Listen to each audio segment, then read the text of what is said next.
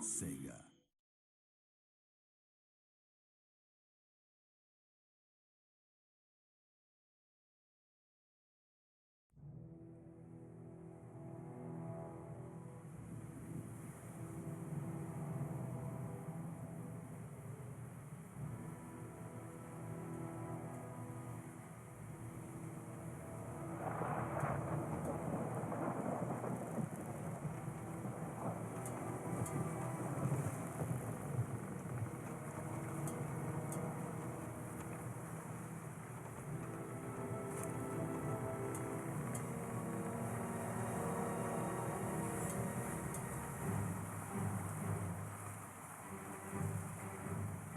There, boys!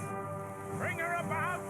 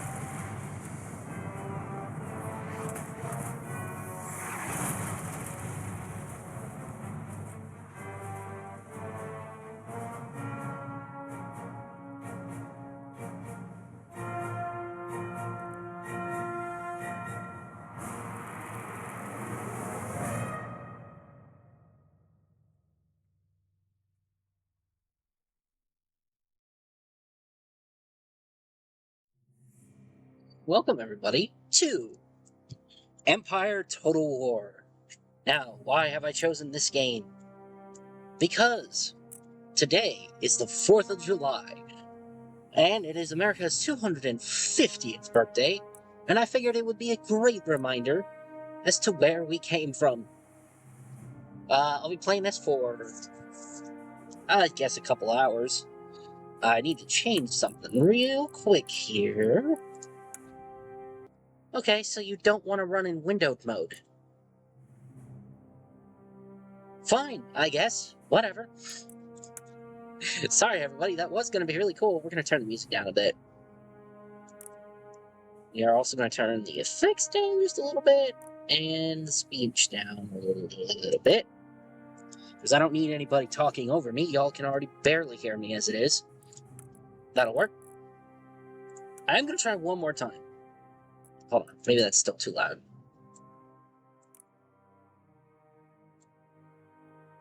Okay, right there. Right. What the hell?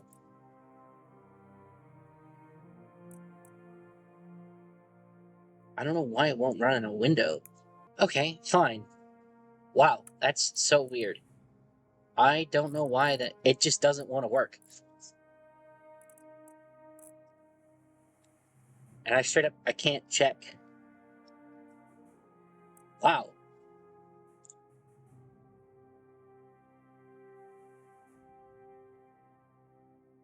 That's so fucking weird. But I can get to the store page from the button in the bottom right corner. That's so fucking weird. Oh, and look at that. It's on sale. There you go, everybody. It's on sale right now. If you want to buy it today, you get it for $5. That's 80% off. $24, $25 usually. Check out all that DLC you'd get. You can get the Napoleon Wars for $5 too. Oh, it looks like all of Oh, it's the 25th anniversary. I didn't know that. That's cool. Well, $120 gets you all of these Total War games, and I gotta tell you, that is a good deal. Y'all should jump on this right now. Trouble is I'm broke, so I can't do that. But you might be able to. Right, so let's just start a new campaign, I suppose. We're gonna do Road to Independence. And we're going to do Road to Independence because that is the American campaign. I have not played this game probably since before my dad died. I actually had a really long-running campaign at that time that I almost finished. It was the Road to Independence campaign. So let's give her a go. Episode 1. Yeah, they're sort of split up in, I guess, levels, quote unquote. And then eventually you straight up become the states, and then you have to beat the campaign as the states. It's pretty cool. So, what do we got here? Episode 1. The Jamestown Colony. In April 1607, 3 Virginia company ships sailed into Chesapeake Bay under the command of Captain Christopher Newport. They made landfall on the southernmost peninsula in the bay, naming it Cape Henry in honor of the Prince of Wales. Life for the early settlers was far from easy, even though they ruled themselves. Newport returned to England for supplies, leaving Captain John Smith, an acquitted mutineer, interesting, in charge. With limited food supplies and constant presence of disease and the danger of attack by the native tribes, many of the settlers perished within a few months of reaching the New World. Yeah. If this new community is to flourish, they will need food, in the shape of farms and fisheries. A cash crop like tobacco will prove, I think they meant to say provide, but it says prove, the financial viability. Oh, prove and provide can work in that sentence, I suppose, of the colony to those back home in England, and much needed income for the settlers. Complacency, however, is dangerous. The native tribes remain a threat. Well, of course they do. This is their land. We're conquerors. Not that that's necessarily a good thing, okay? History has a good side and a bad side all the time, because history's full of complicated people. Our war on British tyranny begins tonight.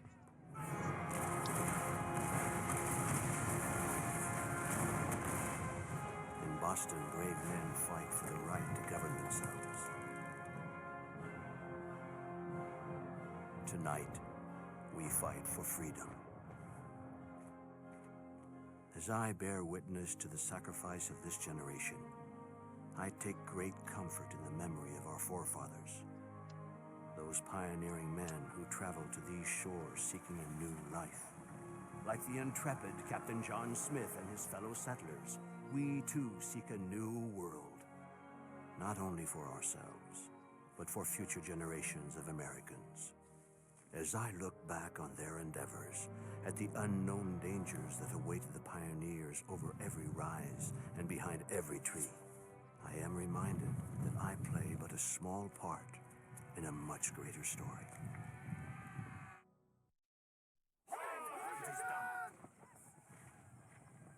Ready yourselves, fire! Stay behind cover, men! Okay, looks like we're fighting the natives. Just so everybody knows, it did not start out this They're way. charging again! Steady! There were some negative Hold encounters the line!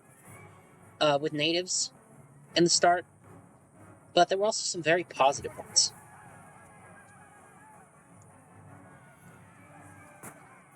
I guess currently we're just playing out one of the negative encounters.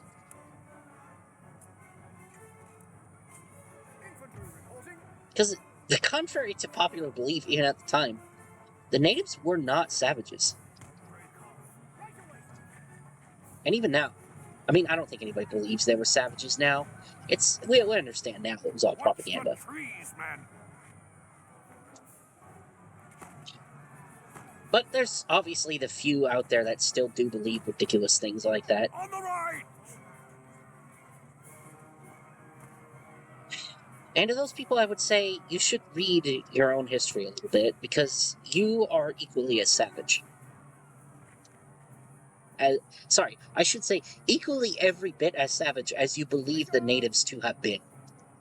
Okay? Our own history is full of us beating the living shit out of each other over petty crap all the time. It's just kind of human history in general. The natives did it to themselves before we got here. I don't know what my mission objective right now is. I guess it's just survive.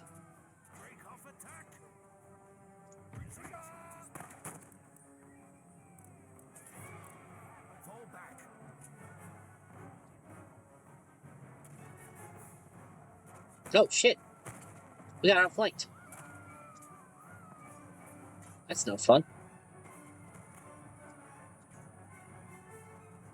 I do like the Virginia flag going on over here, though. That's kind of cool.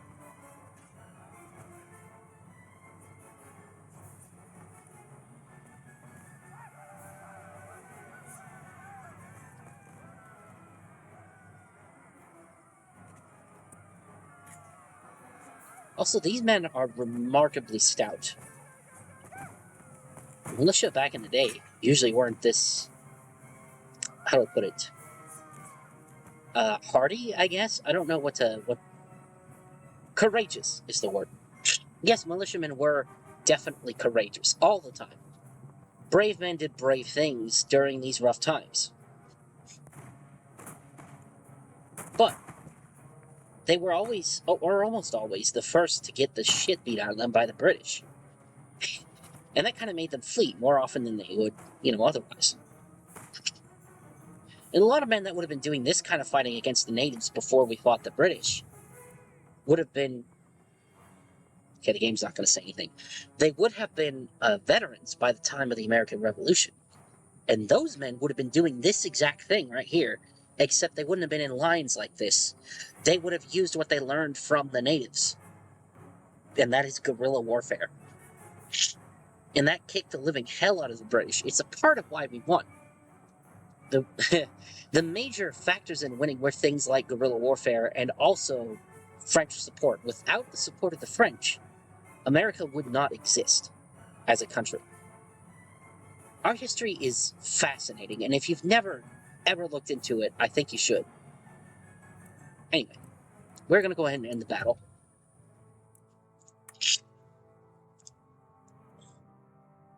Looks like we have handedly beat poor Chief Chesapeake. Alright, I guess now I exit.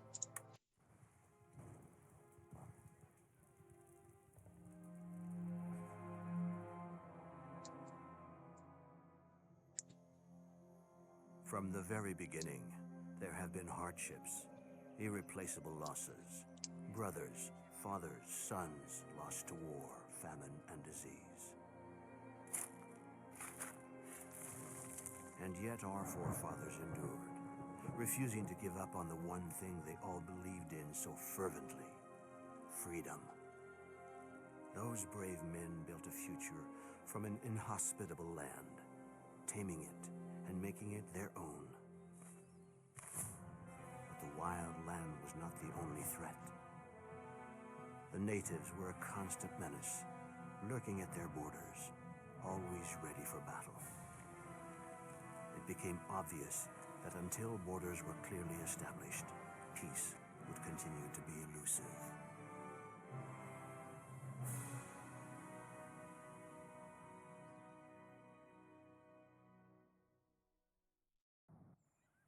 You must lead the early settlers to establish Jamestown as a safe and prosperous settlement in this dangerous new world. From time to time, the British government will issue various missions to perform. As you complete these missions, the wealth and security of Jamestown will improve, and your influence throughout the whole of the new world will expand. Having survived the immediate threat posed by the native tribes, your settlers have already gained valuable combat experience. Yep, which I'm sure we'll never use against the British. Right, so some of what they just said in that cutscene was true, but the natives were not as constant a threat as the game wants you to think, and I think that's just sort of to set stakes and make the game more interesting. right? From a player's perspective. Because this is just a video game. You need a clear threat, and we've got it. In real life, it was much more complicated. There were tribes and natives that we got along with just fine, mostly. They really didn't care, because, like I said, the natives had already been fighting each other before we even came around. So those tribes were generally just used to finding a way to choose the winning side. Normally. I'm speaking generally here, okay? So that's not going to be every single tribe. You know, Native American history is super complicated. It's also incredibly fascinating. I really recommend y'all look into it. The best way to find it on the internet, I would say, is actually through a channel called The Lore Launch. And it's funny because none of their videos cover strictly Native American history. They just throw that, they tack it on at the beginning. I assume as a way to trick people into learning Native American history, because a lot of us just don't know it, and we should know it, because it's not just Native American history You can end your anymore. turn at any time by clicking the End Turn button. Other Madam, nations I'm will busy. then have their respective turns. Right. So, where the hell was I before she interrupted me? Rude bitch. Right. So it's not just Native American history anymore. It is their history, and it's incredibly important to them, and it should be. But it should be as equally important to us, because we conquered their land and did all kinds of horrible stuff to them. But not all of them. And not all the time. And what I'm trying to get at is, we should learn it alongside traditional American history that we learn, you know, like George Washington and like fucking I don't know, Benjamin Franklin and all these founding fathers and all that. And I'm not saying we don't do that. When I was a kid, we did. I don't know if we do it anymore. I have heard some things from people in other states. I live in Texas, so for my state, I think we're still teaching the Native American side of things alongside the actual American. Actual American? Wow, I did not mean to say that. What I meant was America, the country side of things, not actual American. We're all Americans. What the fuck is wrong with you? Good grief. Yeah. So what I'm saying is, there's some parts of the country where it's not taught alongside European American history, right? And it should be. Why aren't these two things taught together? They are inextricably intertwined. You can't have one without the other. Anyway, a mission has been issued. It is the general consensus that the task stipulated here should be achieved for the good of the nation. Objective: peasant farms. Description: your first task in the New World would be the protection of the Jamestown settlement and the survival of its people. By building a farm in the designated area to the west of Jamestown, the colonists will be able to produce their own food and sustain themselves in the years ahead. Supplies from England are irregular and not guaranteed. You must make Jamestown self-sufficient in order for this fragile colony to survive. So, one more thing before I actually get to the gameplay. I'm sorry, I'm a big history nerd, guys, alright? I fucking love history, especially military history. I can blame my dad for that. He was in the Marine Corps for 11 years. Very complicated man, but, you know, most people are complicated, and that drives me fucking nuts. But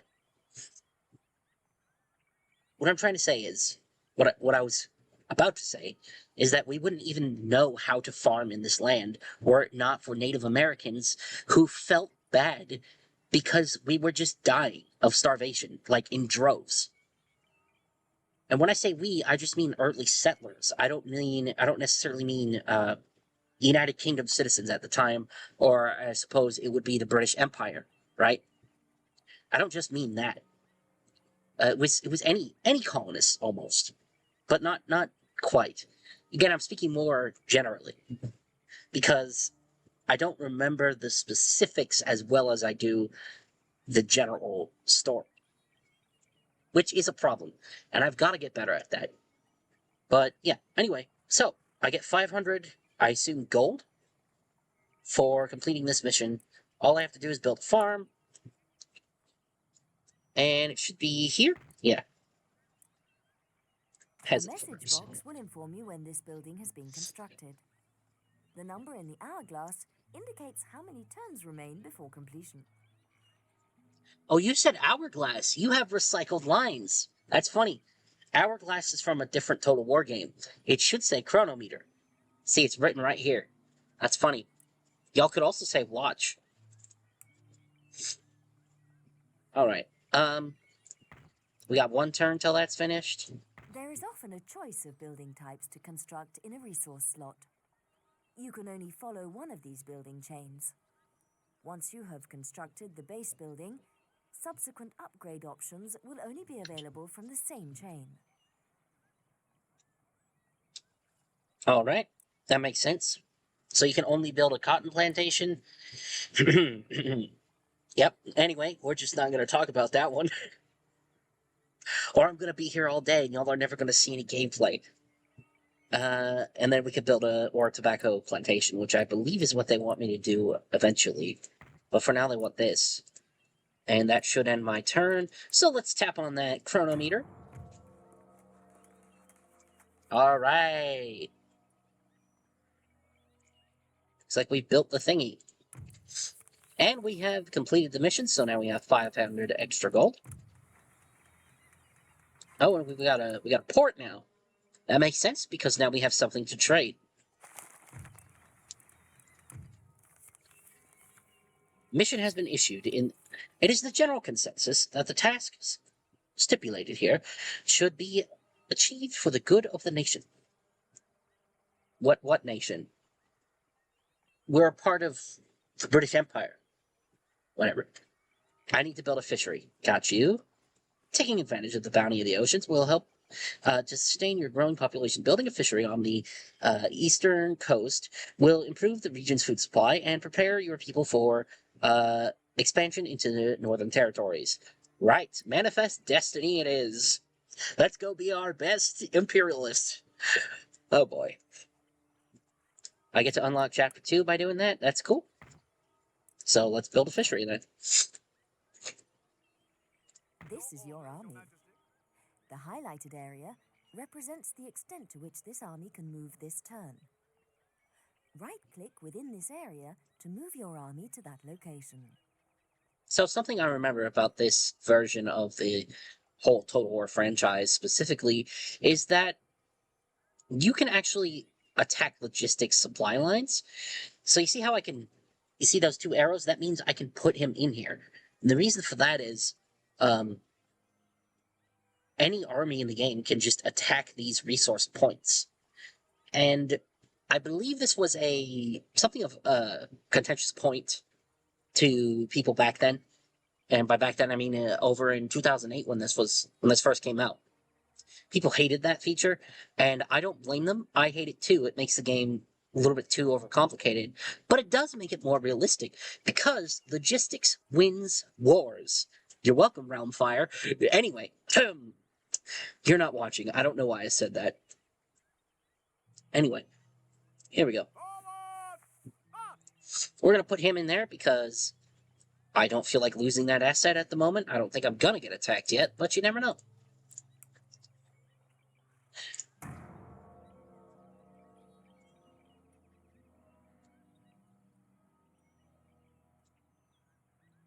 Okay, so nothing at all happened. That confused me for a minute there. Because usually there's something falling somewhere around here on screen. This is Jamestown, the capital of the region of Virginia. The review panel at the bottom of the screen contains a recruitment tab and a construction tab. Use the recruitment tab to recruit units for your armies. All right. What's your upkeep, sir? 70. What am I making? So, oh, they won't even let me see it. Okay. Well, I won't be spending anything then. I was thinking about building these guys because I figured I might need them for the future, but the problem is I don't have a flying clue what I'm making because they won't let me see my government tab yet, which is interesting. You know what would be fun? What would be really fun is a game like this, but with alternative history options, you know? Where I'm playing as the 13 colonies, but we're just the colonies. Like, we never become America yet. And you just get to sort of decide where America goes and what we become. That would be fun. That's a fun alternative history idea. Anyway, because I can tell you right now what I would do, because this is a hindsight. I'm fueled by hindsight because of everything I know about history now, right? But I would try to make as good friends as possible, as I could, with as many native tribes as I could that wouldn't already be warring against each other. Why? Well, because you're stronger together. And I know a lot of people back then sort of hated the natives because of the many wars. But when you think about it, if you could get the natives to unite with us at the time, you would probably eventually, and by eventually I mean at least much faster, have a very strong United States of America. Because, believe it or not, the natives, as soon as we gave them our technology, they just fucking ran with it. They understood this stuff very well. It did not take much for them to figure it out. For instance, there was a tribe in the 1800s who, when left to their own devices with access to modern technology at the time, was actually becoming a competitor to the United States. So what did our shitty government do back then? Well, they grab our military and they march in there and then they force them to stop doing that. Why would we do that when we could have had the strongest or second strongest ally we've ever had? Just by letting them grow. I don't know. Yeah, but again, that's hindsight. There's nothing we can do about it now. All we can do is learn from it and do better. Y'all are going to be, this whole thing is just going to be inundated with me saying random shit the whole time. And I am so sorry, but this is just, history is a subject that I have a deep interest in. And so it's going to be a lot of me just talking about this stuff. All right, here we go. Good grief. Looks like we finished the fishery. Oh, you have successfully built a peasant farm and local fishery in the Jamestown region. Jamestown should now grow and prosper, so it's time to deal with the threat from local native tribes. Your next compulsory mission is to capture the village of Werowakamoko, deep into unknown territory to the northeast. Yeah, you'll figure. Guys, we could be making friends right now. I'm just saying. And that's something I want to do with this campaign. I've only got a couple hours really to make this happen because I need to upload this on the 4th. But if I continue this campaign, which I may or may not do, what I want to do is I want to try to ally with the natives. Because I don't like the way they were treated in the past, and I don't like the way that they are treated today by elements of our government. And I think we can and should do better. We are not supposed to be a nation of oppressors. And I know there's going to be a lot of people out there. A lot of people out there who are probably going to say all kinds of things like I have some political affiliation with this or that because of these opinions I hold. And no, I don't. I don't have any political affiliation. I just know there are people out there in the political field that do horrible things. And those kinds of people should be held accountable. It should not matter where they come from, who they are, or I guess what their affiliation is. And I think we can agree on that. At least I hope so. Anyway, so what have we got here? We gotta capture this village, because fuck the natives, I guess. Some years from now, that's gonna be taken out of context. And it's gonna be funny as hell. I feel like a lot of this is gonna be taken out of context some years from now, but you know what? Who cares? Alright, so I guess I need an army then, huh? But you're not gonna let me see my government tab. This just feels mean. Should we take a risk? What's the cheaper? Who's the cheapest? You're somehow not the cheapest. Why are you not the cheapest? Get out of my face. Lady, get out of my face. I'm busy. Range of 70, accuracy of 45, 20. Okay. This panel gives you important information about a particular unit type. Number of men, recruitment and upkeep costs, experience, statistics, special abilities, and a detailed description. I'm sorry, why is your upkeep cost more? Why do the settlers cost more than the colonial militia, but the colonial militia is just straight up better? I don't care. I'm gonna build one. You have entered a unit into the recruitment queue. A message box will inform you when this unit is ready to use. The number in the hourglass indicates how many turns remain before completion. Okay. I've already got plenty of lads to take them on, I think, but I would... It'll take 2 turns. We're gonna get one more group. Grab all my fellas. Bring them all over here. We're gonna end my turn. Because I want that 3rd unit. New units have been recruited. Left-click to select Jamestown. Left-click on the Army tab. Left-click on a unit card to select. You can now move your units out of the garrison by right-clicking on the campaign Madam, I have map. played a Total War game before. And I'm sure most of my audience has as well, not that I have much of an audience. But let's go. Sound the call to battle. Winning a battle isn't just about Holy greater mother of numbers. God! The balance of units and the commander's ability are essential. Look at the strength ratio, weather and reinforcement information before committing yourself. But beware. If you're attacked, it may not be possible to avoid combat. The buttons at the bottom of this panel represent your battle options. Mouse over to see what each one does. I cannot believe that this game believes the balance of power is more in my favor. It's gotta be because we are all armed with muskets, and they've got, oh, okay. Oh, so, okay, that's why. These groups of 120 are essentially peasants, the worst unit in the game. In every Total War game. That's why. But they do have the archers, the skirmishers, actually. And that's probably going to be... Actually, that's definitely going to be an issue. But let's take them on, shall we?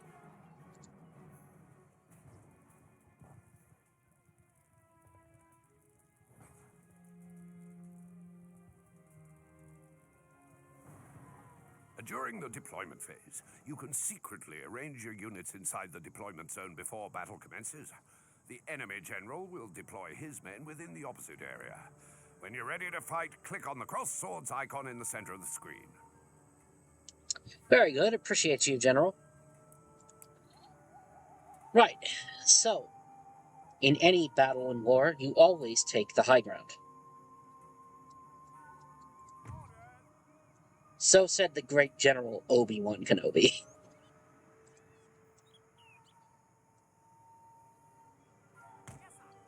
We're gonna put the 120s up here on the main hill. They're gonna be my main battle line. Then we're gonna have the 75s cover our flank.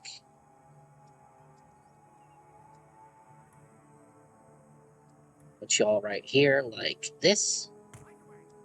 And I'm going to have the other 75 set up right about here. If I had some cannon, this formation would be incredibly deadly. However, I do not have cannon, and I am hoping they will just attack me. The only problem I have is I have no unit to cover this flank.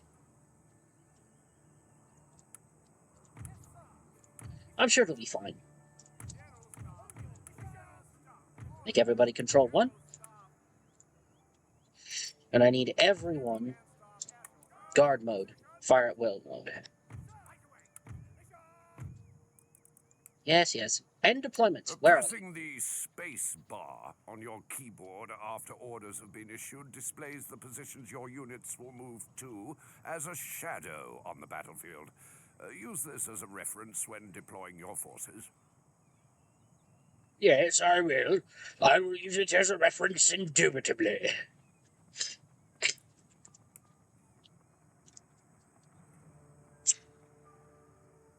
Oh, I bet y'all weren't ready for me to fuck up natives on July the 4th. Good God.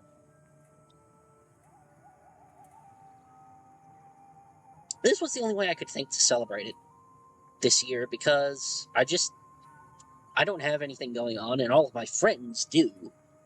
But they're busy, and they already made plans. It's not like they quote-unquote made plans without me. Like, we're all adults now. I mean, we all have shit going on. And we don't have much time to talk to each other anymore. It just kind of sucks. It is what it is. So what I'm saying is, it's not that they, like, didn't include me, or whatever. Okay, they have decided I should attack them. Anyway, it's more so that, like I said, we don't have time anymore. I mean, one of my friends is literally working 2 jobs right now, and I'm probably going to have to do that myself sometime soon.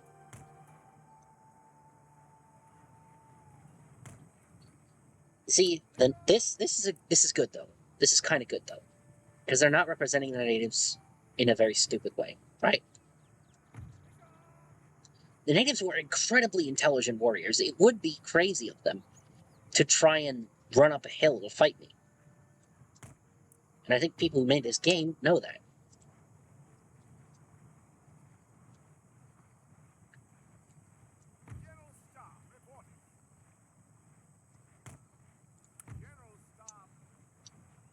The age when generals actually used to fight with their men.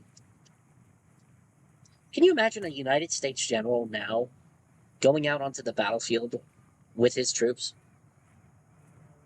It barely even happened in World War II. But that's because the enemy figured out if they could kill our top generals, then that would just throw a wrench in the works. And then we'd never be able to win whatever war we were in. Now, of course, that did not remain true for long. Because without high command, when left to our own devices, we just fuck shit up. Especially the Marine Corps. If you leave the Marine Corps to their own devices, there will not only be 300 women that now have children, there will be 3,000 dead men.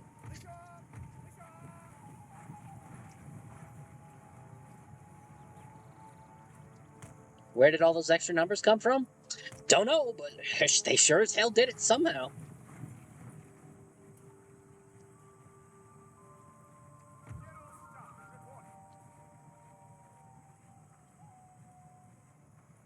See, this is actually incredibly smart, because they're trying to get me to do a melee.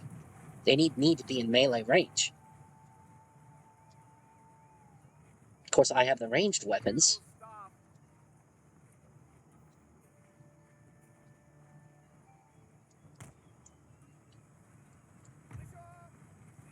But we are just going to do a little bit of this. When under fire from enemy artillery, there will be fewer casualties if you position your men where they can gain some shelter. Examples of this dead ground could be in a valley, or on the back slope of a hill, or behind buildings or trees. Thank you, General. Your advice is much Lower appreciated. quality infantry targets for the enemy to waste their missiles on. They can protect high-value units by drawing fire. There we go, the archers are opening fire. It's like we're going to trade blows here for a minute.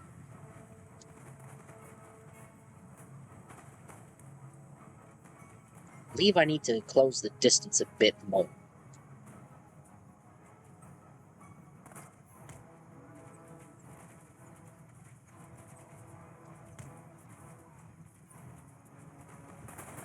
Yep, there we go. Now we're flanking them. Oh, bloody hell. My general's getting his ass beat. Okay. We're gonna move up a little more. Yes.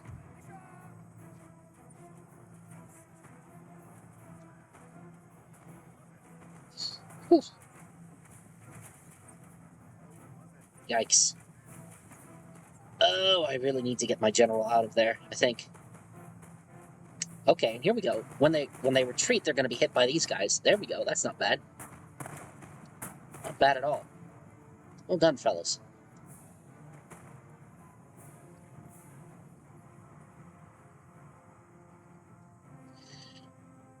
Okay, where are we at now with this? Are they gonna charge my lines? Yes, they are.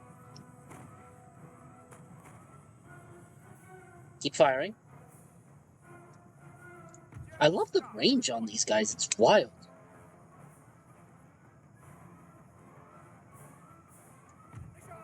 I know different muskets had different effective ranges.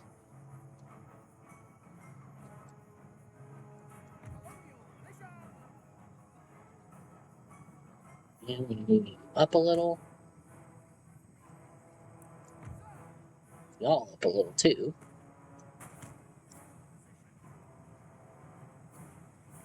I think I'm gonna leave my general back line. He has taken quite enough casualties, in my opinion.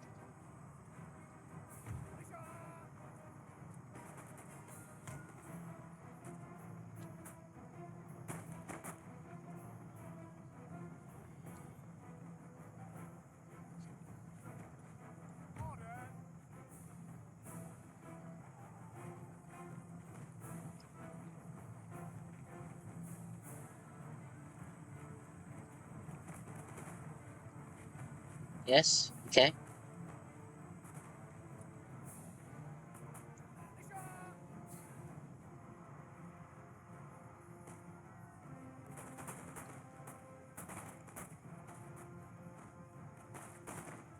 I forgot how much I enjoy this game.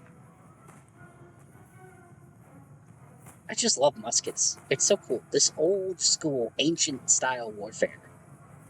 And of course I say that, but it's really not. It's like, I guess you could call it old world warfare instead of ancient. Ancient warfare would be Roman. So anything set during the Roman period, probably.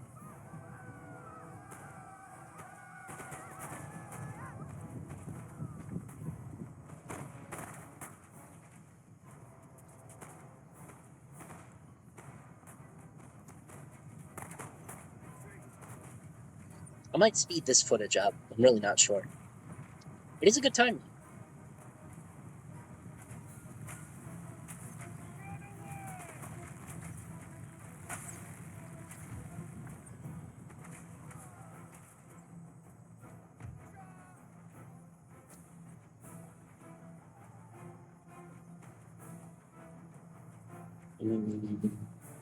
I don't know if I really want to move my men in range, but I think we're going to anyway. I'm going to go ahead and put them right about here. And we're going to put the general back down where they were to try and cover there. Try and cover these guys' flank. That's why I didn't want to move, because I kind of figured these lads would come back eventually.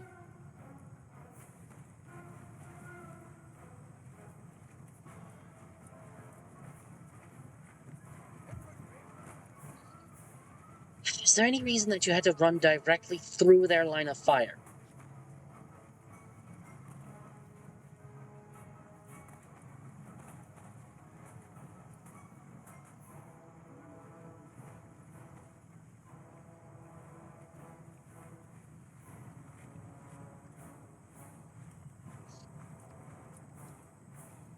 That is a lot of dead Native Americans. Oof. I still can't believe I said real American earlier. That pissed me off so bad. It's still annoying me. Because that's not even what I meant. I just meant Americans as we know them now. Ugh.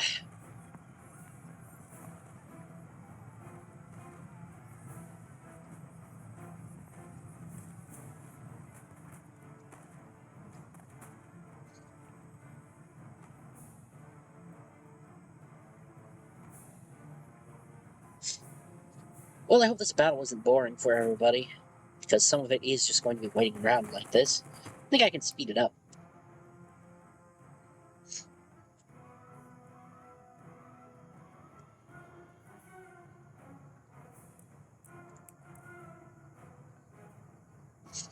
Oh, it looks like they're running. There is often an advantage in ordering your infantry to countercharge an attacking formation. Oh, hello. The trick is to leave it until the last moment, so your own lines are not broken.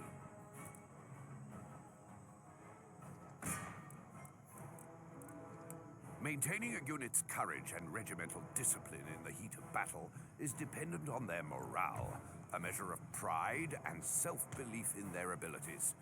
This is boost. The flashing unit banner means the morale of their troops is wavering. Before long, the run button in the bottom right of the screen can be used to toggle the selected units between running Bayonet or charge, walking. everybody! Fix Running bayonets! is useful Oh, for going somewhere in a hurry, but doing it too much will tire the men out. yeah, we're gonna end this battle. The village of I don't know how to pronounce that is ours.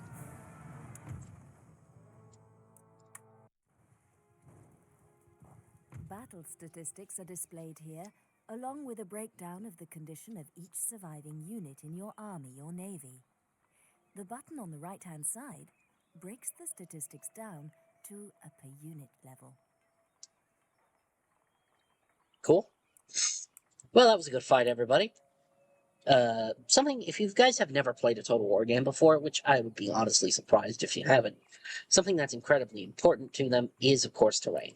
Following capture of a capital city, it is important to leave an adequate garrison behind to quell unrest until both the population level and any damaged buildings are fully restored. Exempting the region from tax may also be helpful in the short term. So, as I was saying, in battle, in Total War, terrain is incredibly important. The reason it's important is because if you take the high ground, your enemy now has to go uphill. And not only does that give you an easier line of fire on them, but it also means they will tire themselves out because they have to expend more energy to get up the hill. And that matters in this game because it reduces morale. Like that general was saying a minute ago, when your guys are running all the time, they'll get tired. And if they're tired, their morale will get reduced. And if their morale goes down to 0, they will retreat. So, when you're playing a Total War game, if you can, always pick a hill. Always. Alright, we have unlocked Chapter 3. Oh, you have successfully captured the village of Werawakamoko and are well on the way to reducing the threat to Jamestown. The condition of victory for completing this episode is to capture the village of Shakamaxon.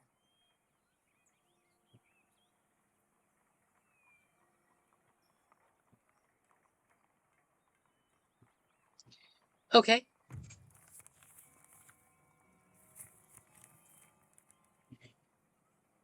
Objective. Shakamaxon. The last Native American town lies to the north, in the foothills of the mountains. It is secure and well defended. Fail to capture this place, and all you have worked for could be lost. By fending off the threat posed by native tribes, expansion of the colonies becomes possible. With no danger of attack, immigrants from home will be more willing to come to the colonies to seek a new life. Somewhat true. And by the way, I would like all of you to take everything I have said thus far despite, as far as I'm aware, all of it being truthful, with a grain of salt, because I am not a professional historian. Most of what I learn is in my free time, and it's just for fun. You know, it's an interest of mine. I could be a professional historian if I wanted to be, I suppose. Just never did. I never went to college. I should have. Honestly, there are so many things I should have done, and I never did. But such is life. So, the goal is to conquer Shakamaksom. Yes, my region has been captured. And right, that's from last time. Your region capital is the central city for control of a region. Empire Total War differs from previous Total War titles by having buildings spread throughout a region in towns and ports, rather than being concentrated solely at its capital. Notice that there are slightly different buildings available for construction in the region capital than in towns, reflecting its position as the region's administrative center. Fascinating. I did not know that.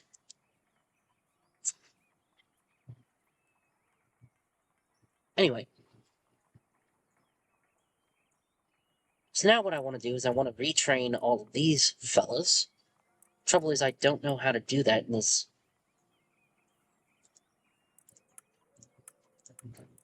Oh, yes. Okay, individually. Right. Let's go ahead and retrain all of these fellas. And everybody in here. And of course, because I am occupying this town, I do believe I'm going to have to train. Troops can be stationed inside a city. This tab shows all units available for recruitment in the selected town, city, port, army, or fleet. Right-click on a unit's picture to see its description. Left-click on a unit to add it to the queue, and again to remove it. Yeah. Okay, so. This tab shows all existing buildings. Yes, I understand. I've played a Total War game before. So, I want to recruit more of these fellas because I just don't know how hard it's going to be to take Shakamaxon. And I don't appear to have a turn limit, so there's no reason for me not to.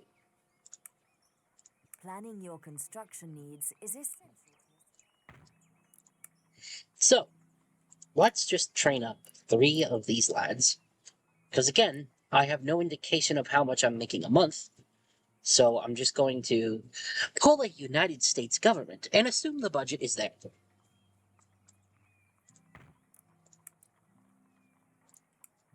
For those of you that don't understand, the United States government is notoriously, and I mean notoriously bad, at balancing a budget. Why?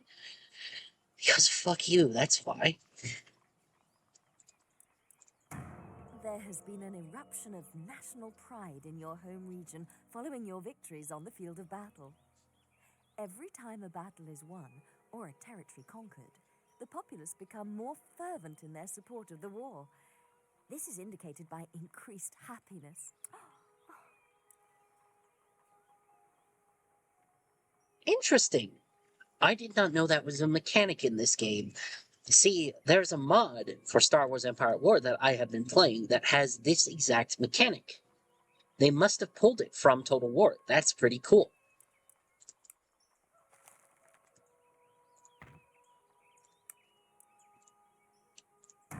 As population growth is slow here, it is recommended that you upgrade farms or bring lower-class taxes down. Colonial plantations provide the construction of a farm will increase the growth of the population in a region. As population grows, more towns will appear, enabling construction of a building infrastructure to further strengthen. This panel gives information about how a building's effects work in the game, along with a detailed description of its function. Some buildings allow you to construct other, more advanced ones, so it's worth reading all the information here and checking the building browser. Right, I should probably build the tobacco thingy.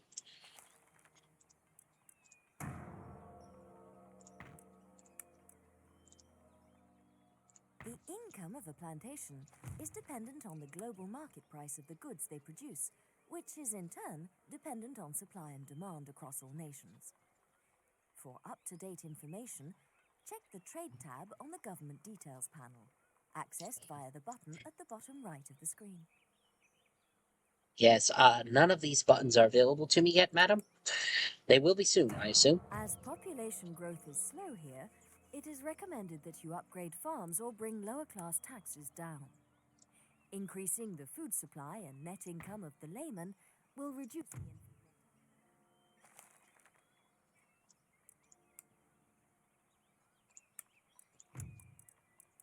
I assume all of that would be available in the Government tab, which I also don't have access to at the moment.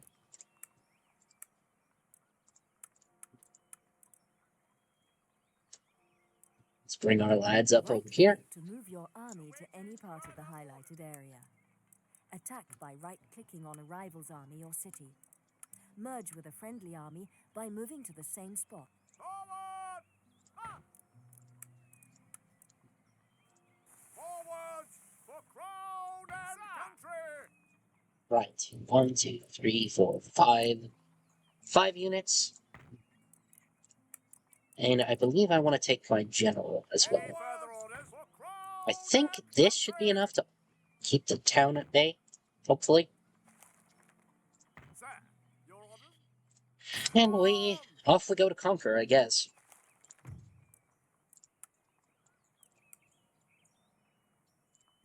As population growth is slow here, Yes, I understand. Lower the taxes, make the people happy. Can't do any of that right now. Your humble servant. you have selected a very large army or navy Bloody spread hell. over 2 or Okay. more unit stacks may not be able to fight as a single force. A nation can field a maximum of 20 units on the battlefield. Okay, well I at think I one should have time. plenty. I In should have this plenty of men to instance, get this done. Additional units arrive for battle piecemeal. Alright. I swear if I record this and the audio is bullshit and I was unable to check, I'm gonna throw a shoe at somebody. Alright, here we go.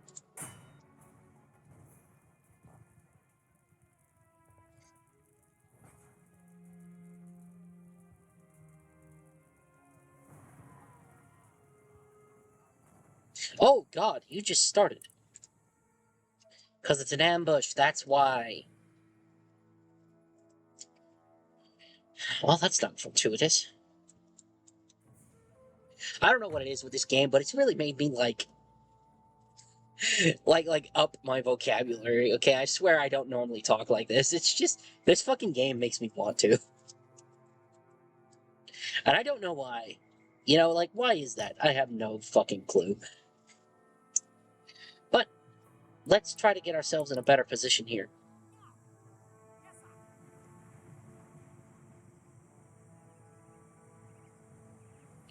And let them come to me. Because I am not going uphill.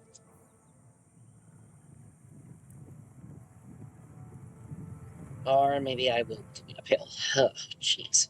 Okay. Well, let's see if we can get the melee units to come after us at least.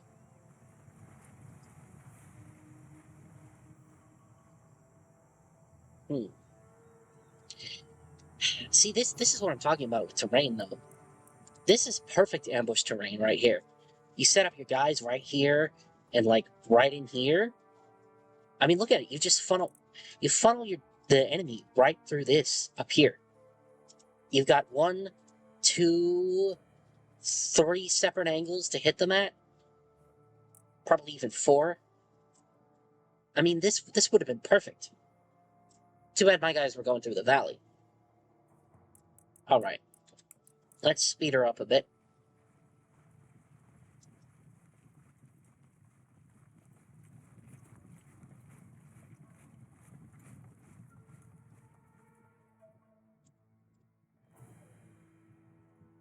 The question is, will they try to funnel me through there? Because they might just do that.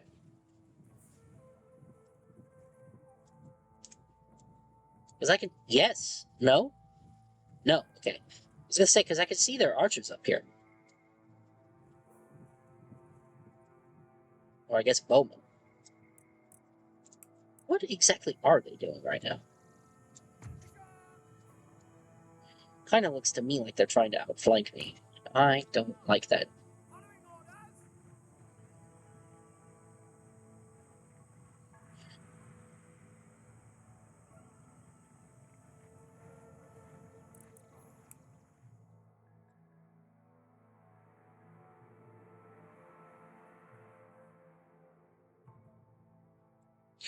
Oh, so you get to disappear out in the open.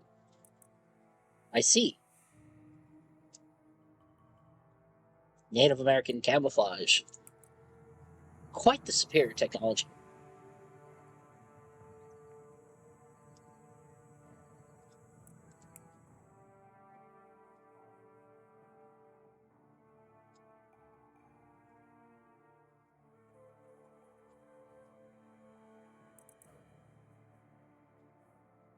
What are we up to, guys? Oh, it's raining. That's fun.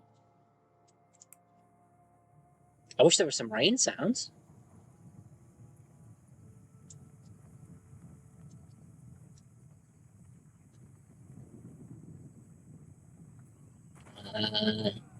The bowman? You're sending the bowman in first. That is interesting. Interesting decision. I mean, I guess their line is just meeting my line.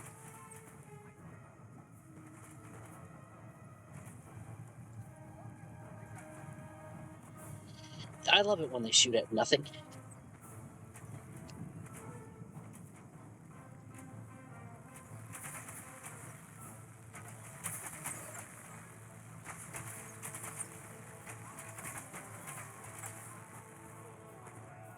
Okay. Ooh. Looks like they're going to try and outflank us over here, too.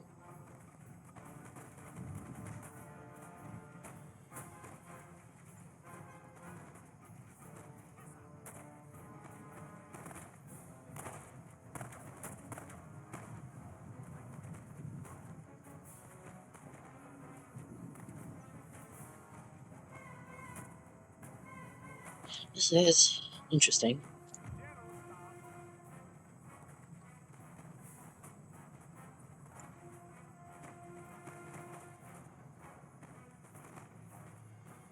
They're going to run up the hill.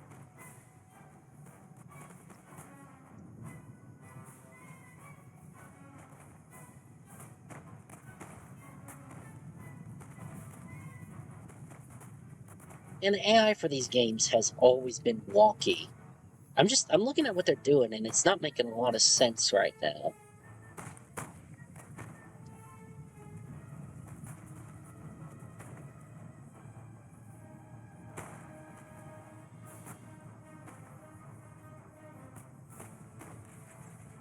Oof.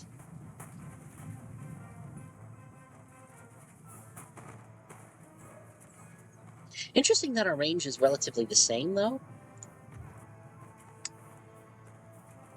Because I'm not sure that's historically accurate. I feel like the bow should outrange the musket. Because historically, muskets have not been able to fire very far accurately, but I suppose bows haven't either. It's just effective range. I think the bow was better. The reason people used muskets, though, because everyone makes this argument all the time online. It's like, oh, well, the bows were so much better. Why did everybody use muskets? Well, because it took forever, especially for the British, to train longbowmen.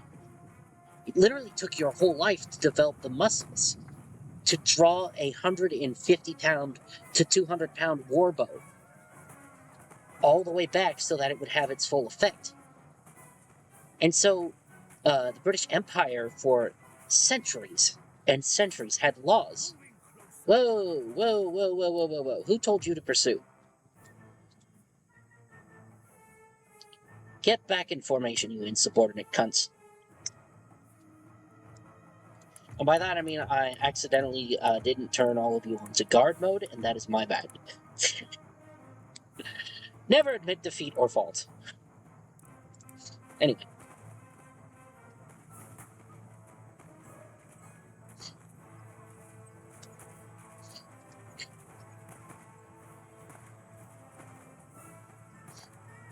don't even remember what I was saying. Oh yeah, the British Empire. The reason the longbow got abandoned is because it took so fucking long to train anybody on it. So the British Empire actually had laws in place that every male child would be required by law to have and train on a bow, so that they would have the muscle group required to be able to use them for combat.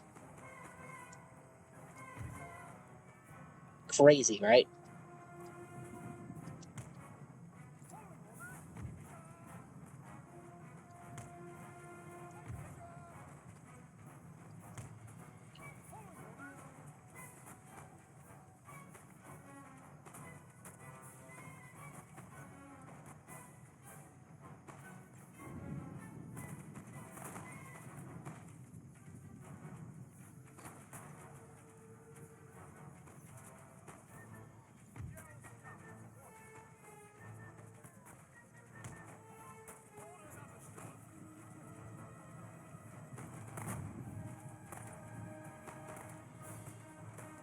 No, shit. I didn't even see this. Whoa. Alright. Affix bayonets!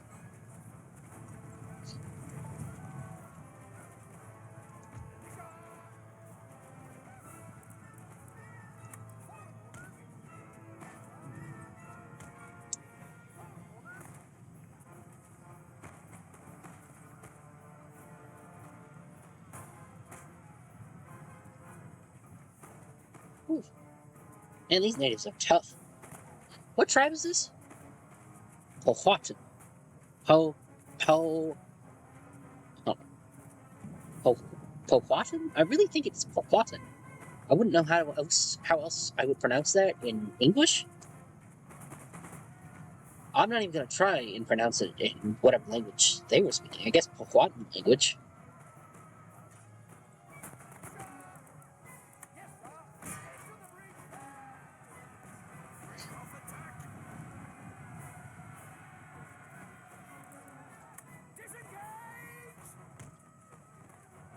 Alright. I think the losses were pretty even on this one. They were kind of kicking the crap out of my dudes. I think it's because my men couldn't get a clear line of shot.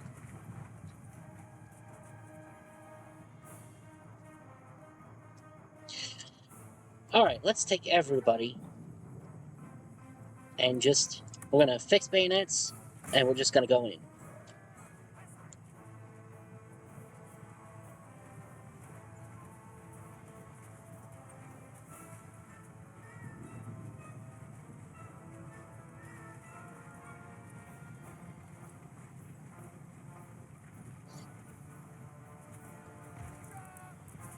Charge!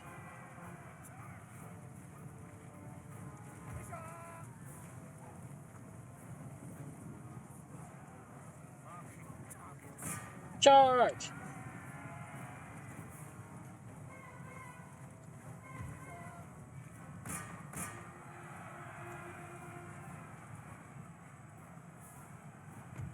Yay! We won! Woohoo! Hooray, colonialism! He said sarcastically, YouTube. Sarcastically. I don't mean that. Alright. Here we go. I'm probably just gonna leave this video unedited. Which is kind of why I've been trying to fill as much of it as I can with commentary, just so it's not completely boring. But I will be quiet at some points in this video. And if that's boring to you, I'm sorry. I don't have the patience or the time, really, to edit this one. Because I would like it to be uploaded today, on the 4th.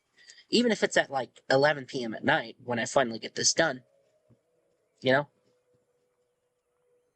Anyway. Okay, well, I guess... Oof.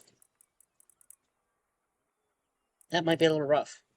Units can now be recruited directly by a general in the field. They can do what? Select the recruitment tab, then left-click on a unit to add it to the queue, and again to remove it. When ready, units will walk to the appropriate general and merge with his army. Oh, well, that's handy Note dandy. that units can only walk directly to the general. They are not able to cross the sea to join him.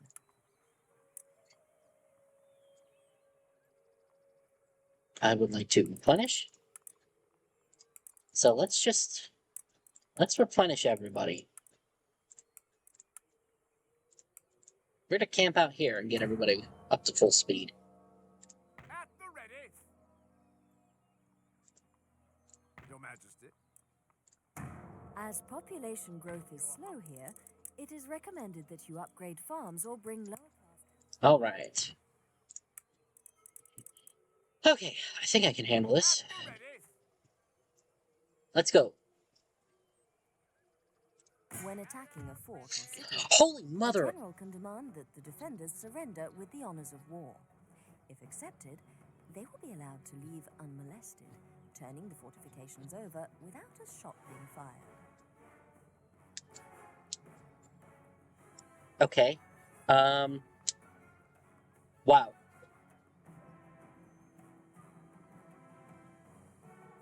Phew.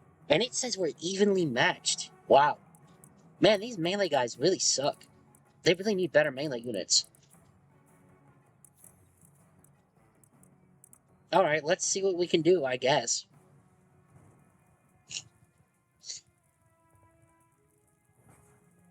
The price of freedom is eternal vigilance. That is something that everyone needs to remember. You cannot be asleep and protect your freedom. And I mean that. I wholeheartedly mean that. There are too many people in this country right now that are just asleep. They're lulled to sleep by things like this. And things like this are awesome. They are wonderful. They're good times. But sometimes you need to stand up and do something about the wrongs in your country. That's, at our core, what makes us American. When we see somebody doing wrong, we act on it. We don't stand by and let it happen. So if you can take anything away, and I mean anything away from this video, let it be that. There are too many things that we are letting so many people get away with in this country that we should not be. For instance, there are certain corporations out there, and I won't name which ones, and not every corporation is evil, but a lot of them are. And they're actively working towards making your life worse. When you come across a corporation like that, you have got to do something. Whether it's legal action, or you vote with your wallet, or you bring it up with your representatives. You can't just stand by and do nothing if you want to call yourself American. That's all I gotta say. Alright. So I guess this video is going to be a little more serious than I wanted it to be. And I don't usually talk about these things on this channel because that's not what I wanted this channel to be about. But it seems to me that there's just too much of it right now. There are too many people getting away with too many things. And we need to hold them accountable. How can we call ourselves free? Yet we let corporations dictate what we can say online. For instance, one of the primary conditions of a free country is the ability to speak freely and openly about everything and anything. If you do not feel comfortable doing that, then you don't live in a free country. And I'm not saying America isn't a free country. We are. We are still the most free country on Earth. The amount of things that we can do here don't even compare to everywhere else. Even in Europe, I mean, you're seeing people right now react to how we handled the World Cup and how welcoming we were and how amazing the things that we're allowed to do here are. And we take that for granted, and we should not. We take it for granted way too often.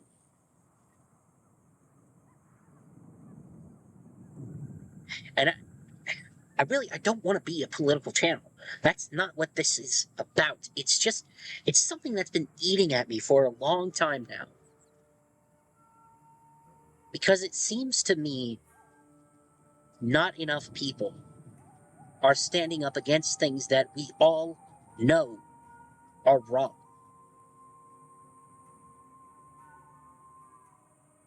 And if I ever have the ability, I would do something about it. All I've got right now is this ridiculous YouTube channel that nobody watches and my voice. That's it. That's all I got. I can vote, of course. I can vote with my wallet. And I can vote as a citizen of the United States. So I can do those two things. And I have this. That's it. I have no other ability. But yeah, you know,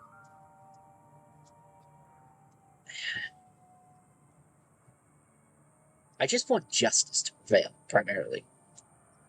And I know I'm probably going to spark a lot of just people who love to hate.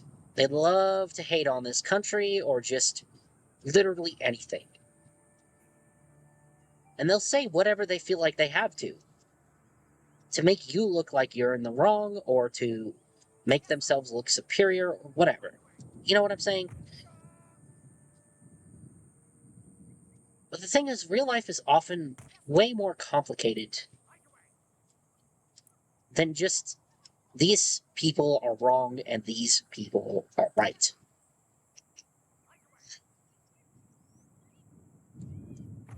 And I know you're going to say that was a little hypocritical of me, because I was saying there are too many evil people getting away with too many evil things. But sometimes there are universal things that we can agree on that are just wrong. And I know people will also debate that. They'll be like, well, what is morality? You know, universally wrong to who? And again, to that I would say, everyone. Nothing can be considered universal without first having a large group of people agreeing on it. If a large group of people cannot agree on something, something is not universal.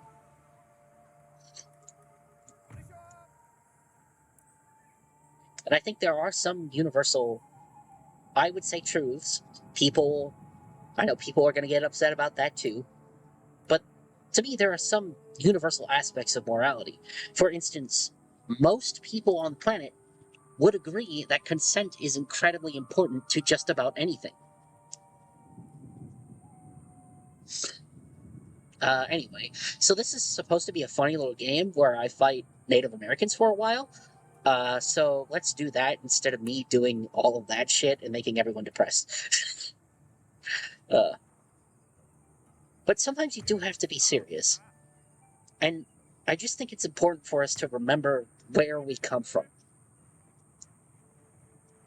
And there are negative aspects of that, because there always will be. They're not completely positive aspects of where Native Americans come from either, as a culture, you know?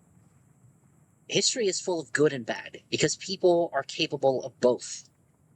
And I mean people in general. It doesn't matter where you come from, or who you are, or what you believe. You are capable of both good and evil. And it is up to you to choose which one you're going to do. Will you be a good person, or will you decide my interests are above everyone else's. And I think that's something that some of us probably need to hear. Myself sometimes, too.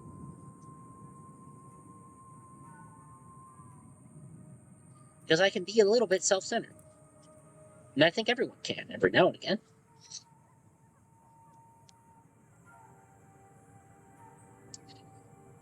Wow, that is a terrifying horde. Holy crap nuggets. This might be a total wipe.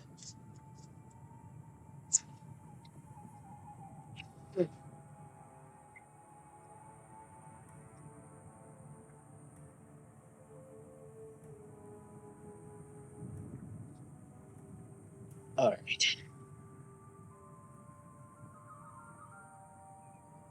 I really don't know what the hell is going to happen to this video when I upload it. Because topics like this are just not... They're not algorithm friendly.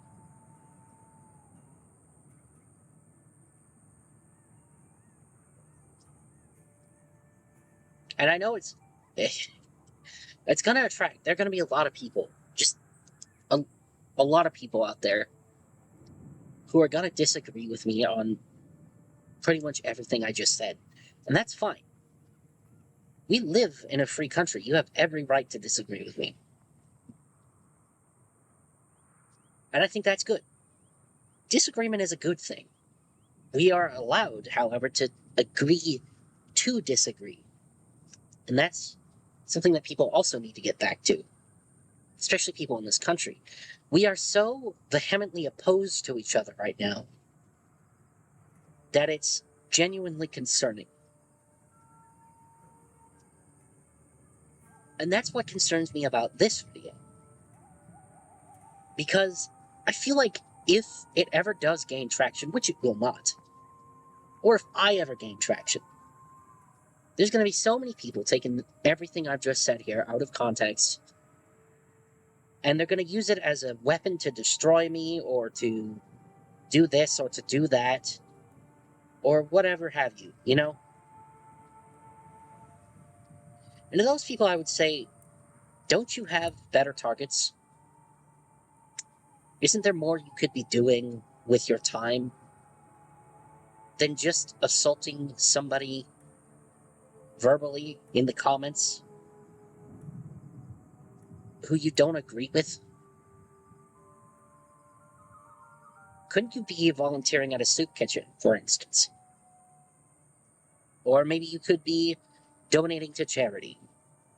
Maybe you could go to your local church and help them help your community. And I'm not saying you need to go to church because Christianity is so good and it's way better than everything.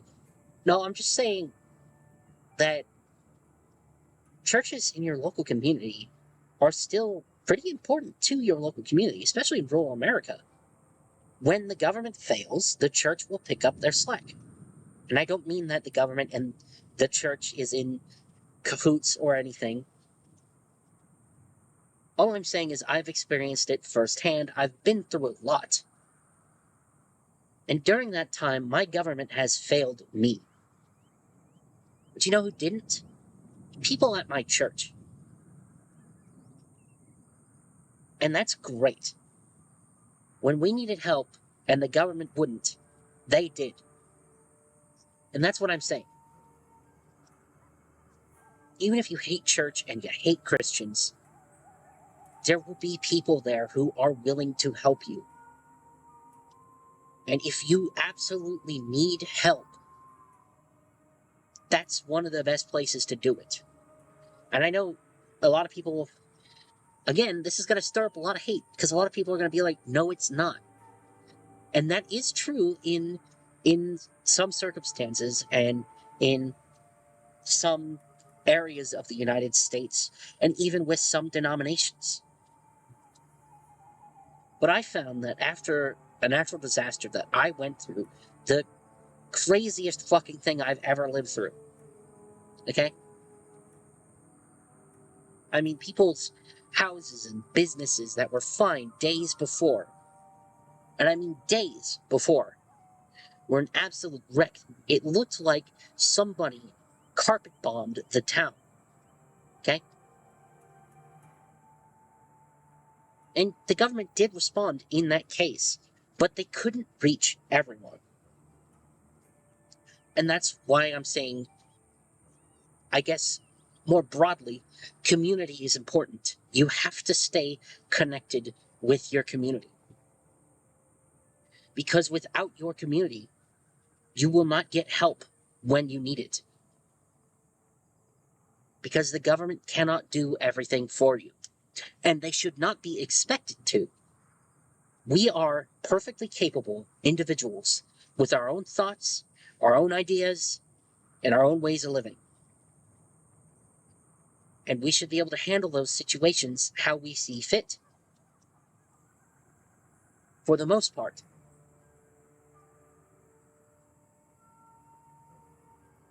So yeah, it's just, if you need help and the government won't give it to you, ask your friends, go to your church, talk to your family.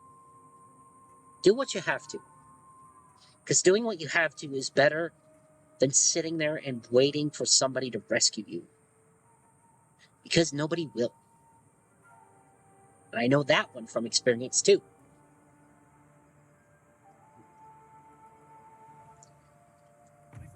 I was really hoping they would come to me. And it seems that they have decided they have a superior position, and they are correct.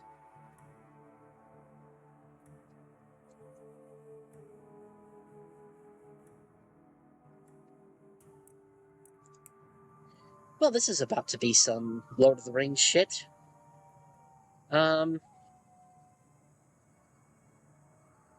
Ooh, this is interesting.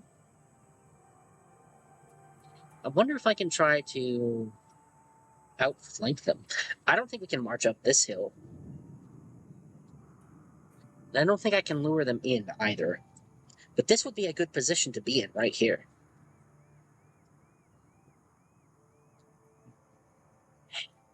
The AI knows it outnumbers me, so it's going to wait for me to go. And I don't particularly want to. However, I want to inflict as many casualties as possible.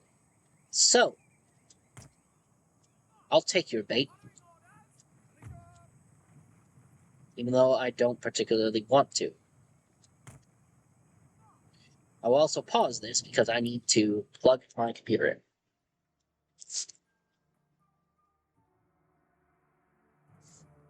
And I need some water.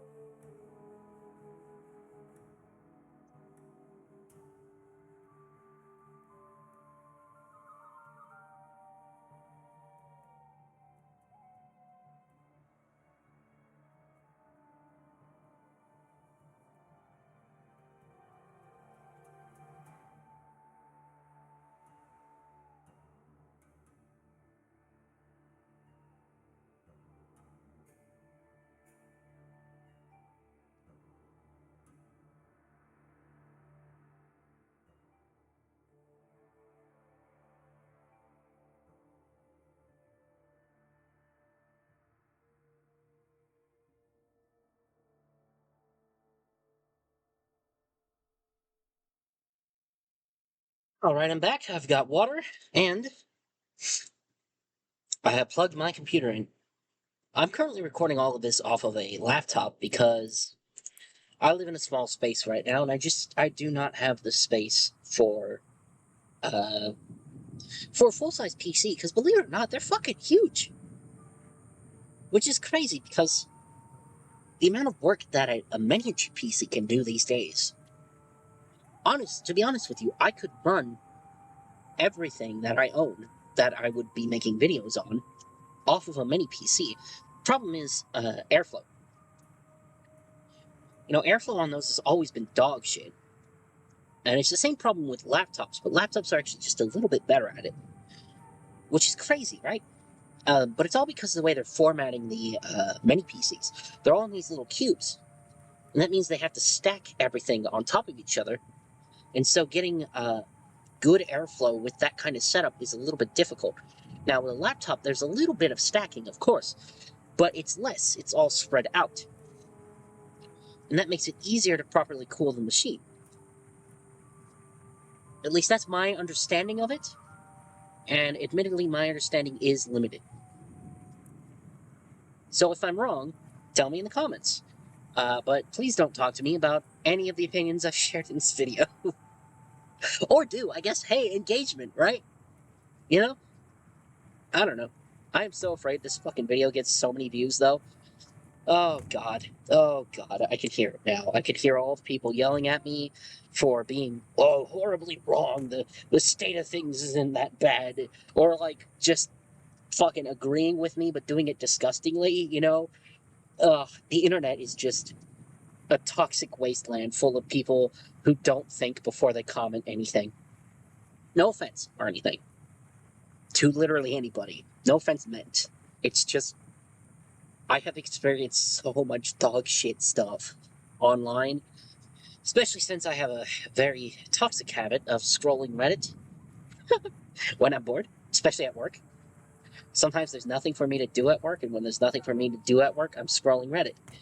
And I gotta tell you, worst decision of my life, I should not be scrolling Reddit.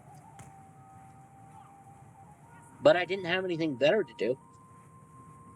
Although sometimes you get like really good memes on Reddit, and that's kind of the only reason I still have a Reddit. I don't have a Reddit associated with this channel. I have a personal Reddit.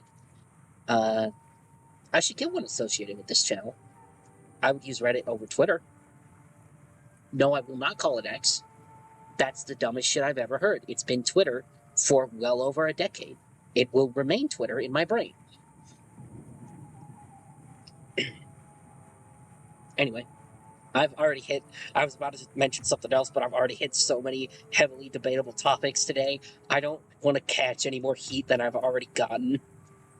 And of course, I'm saying this like anyone's gonna see these videos. Nobody's gonna see this shit. Who the fuck's gonna watch this? Genuinely, who is gonna watch this? I got maybe Dash Magnum, cool streamer. Go watch him if you feel like it. You know, good guy, got a good head on his shoulders, and I enjoy watching his stuff. Yeah, that's about all I gotta say about him. Cool dude. And you know, maybe Realmfire, somebody I've been chatting with on Discord for a very long time now. And that sounds awful out of context. We are, I want to say online friends, but that's probably wrong. I don't know what he'd consider me. Associates? I don't know. He's a cool dude, though.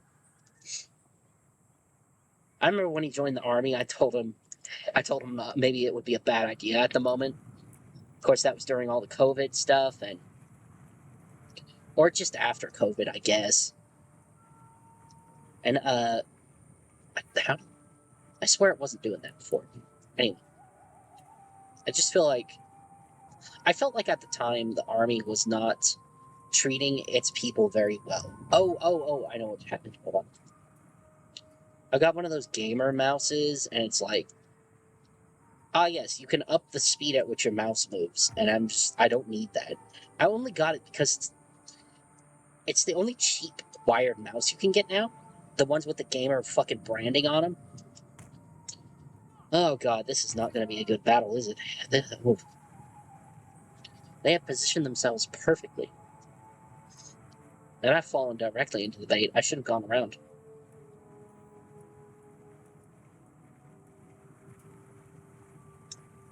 I might still go around. Just, nope, here they come.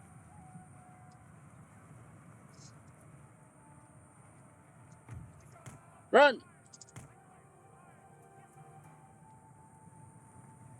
Bait him! Yes! Yes! Come down! Hee hee. I can't believe that worked. That's so cool. Okay, I don't think I've set anybody on guard mode, so you are all getting on guard mode right now. Right. I cannot believe that worked at all. That's the same tactic they used in the fucking movie. I just pulled... I don't know if y'all have seen the one with Mel Gibson in it. Yeah. It's also... It's a great movie to watch around this time of year, actually. Because it is about essentially American freedom. The revolution. This is the prelude to the revolution that we're seeing right here. I still can't believe that worked. If I can just keep doing that.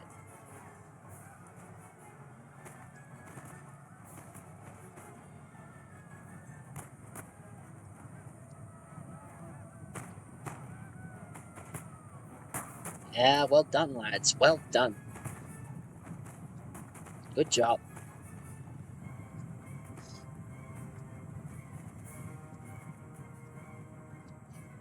Okay. I'm thinking I outflank them.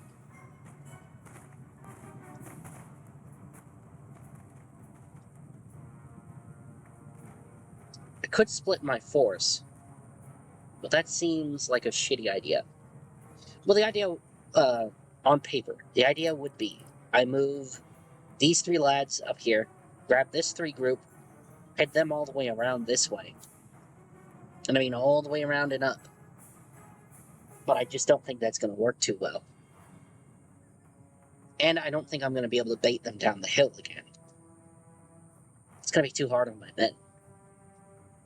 I would rather have them march all the way up and around to face the enemy on better ground. And so that is what we are going to do. Alright, lads, let's move her around.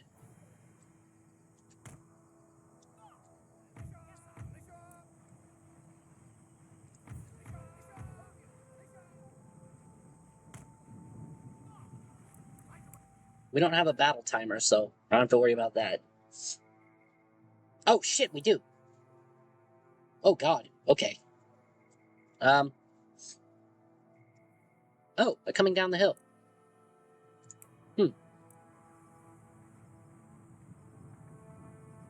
No? Okay. Well, I'm really not sure what they're up to then.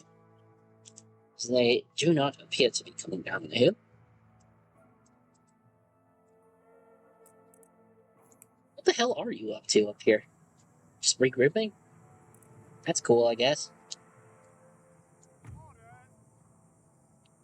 Let's get you guys to come all the way across here. And you guys can go like that as well. We're gonna swoop all the way up and around. Just because that gives us more of an opportunity to not get fucked by these guys coming down the hill. This is gonna be an interesting battle, I guess.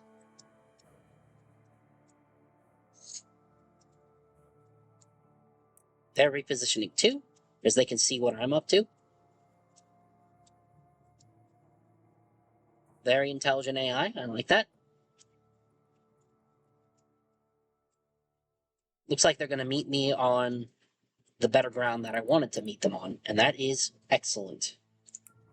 Always fight the enemy on your terms.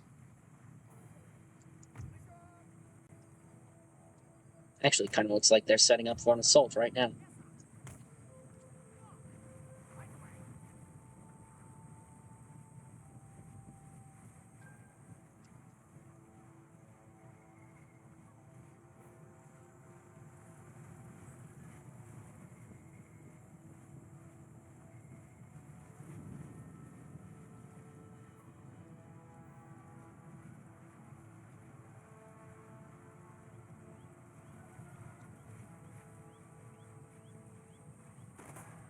Yep, here we go.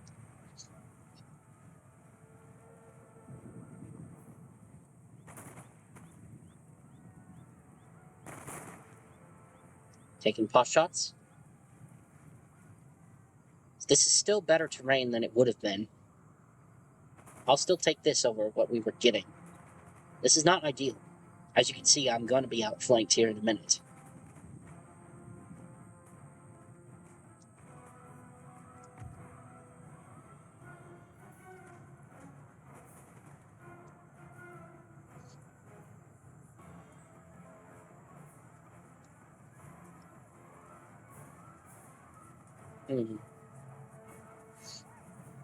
This is going quite well so far. Knock on wood, of course.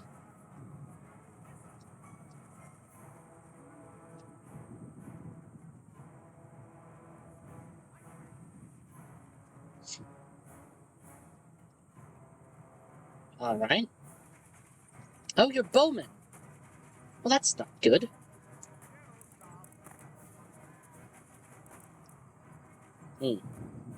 Okay, what to do about that?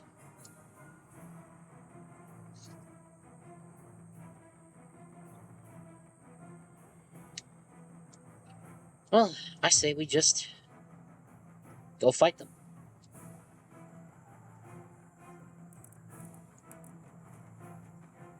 Set everybody up over here. Move all of y'all back, set y'all up over here. Or just, you know, do this real quick because apparently we're about to fight them again. We are splitting the army. They have managed to divide my forces. Not ideal. It's okay though. We will survive.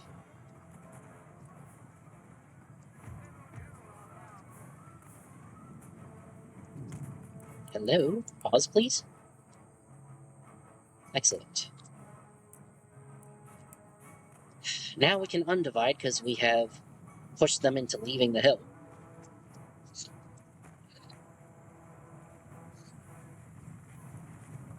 We made them abandon the high ground and meet us down here. That's good. Now let's give them what for, lads.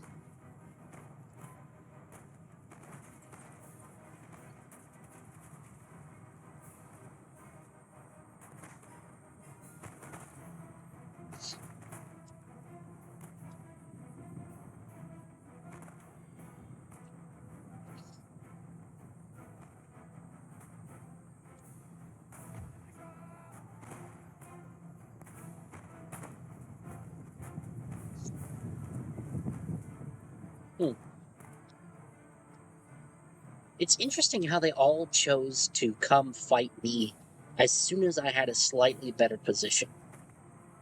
I think that's just good AI. But also they've kept units in reserve up here. And I'm interested to see what they do with these bowmen.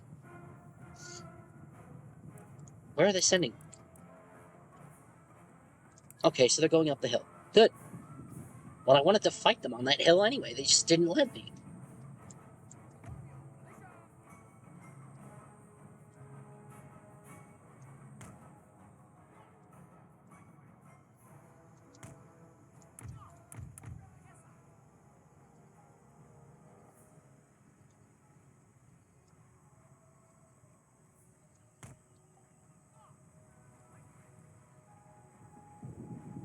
Alright, men. Let's roll out.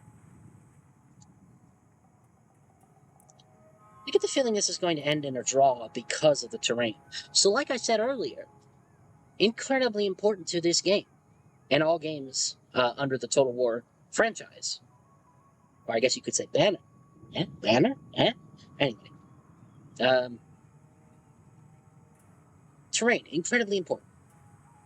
It does things like this, where I have had to creatively maneuver my army to make sure I could meet the enemy on my terms, and not on theirs. And the enemy has had to adapt to my every move.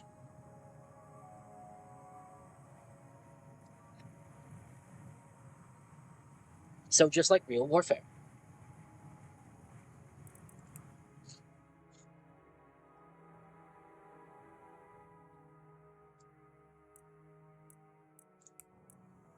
intriguing. Okay. Yes, let's set you lads up over here. Let's grab you lads. And set you up. No? Okay. Also intriguing. Set you up on this hill.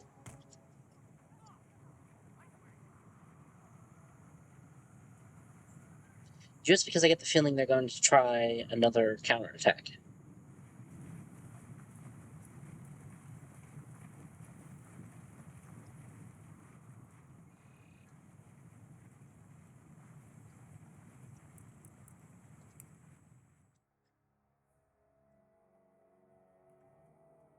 Well, they've opted to disappear into the forest.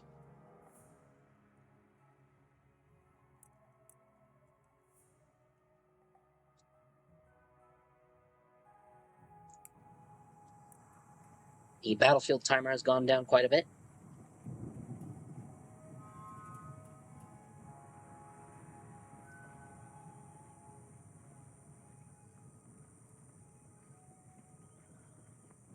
I don't know if I'm going to be able to shoot around these huts.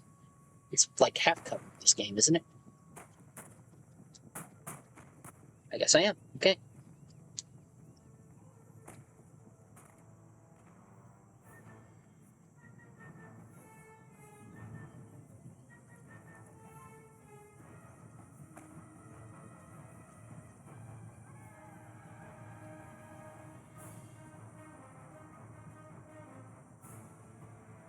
It would still not be ideal to come up this way, but it is a better position than I would have had coming up the other direction.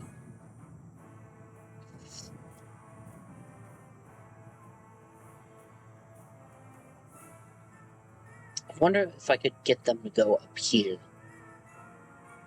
and then just camp on this hill. The trouble I'm having, though, is getting the natives to meet me there, because I don't believe they will.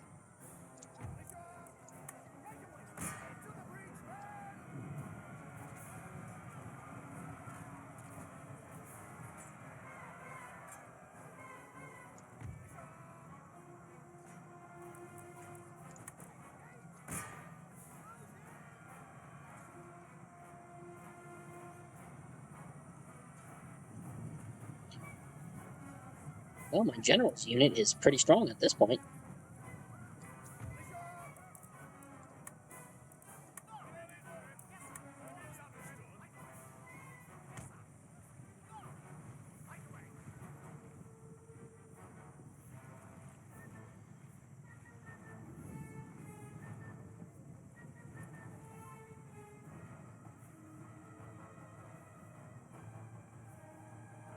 Eager, active, encouraged. Eager. Okay. Cool. Everybody's eager, fresh. Oh, hold on. Active. Oh, shit. Okay. Yeah, the general would be active, wouldn't he? Because he has been taking the most casualties lately. Right, let's put these lads in front then. And we will have them positioned. Okay. Hold goddamn phone. Okay. We'll have them positioned like so. General will follow the rear. Or... There we go.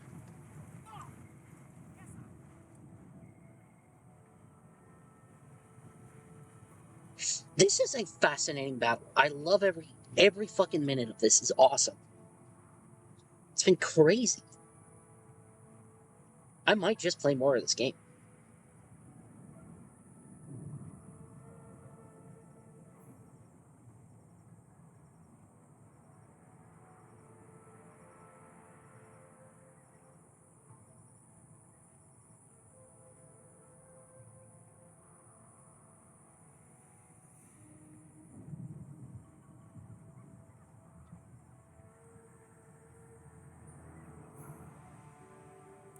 Okay, where are my men? Still marching.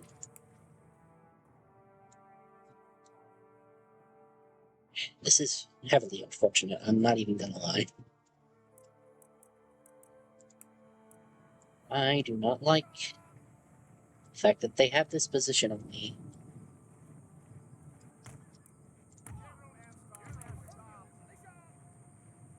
I need you to do that, just to be sure I cover this flank, as they might come down over this way. They might even come all the way around and down, surround me. That's what I would do.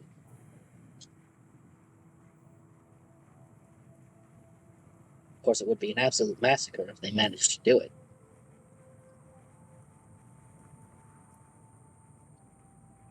But I don't see that I have much other choices here.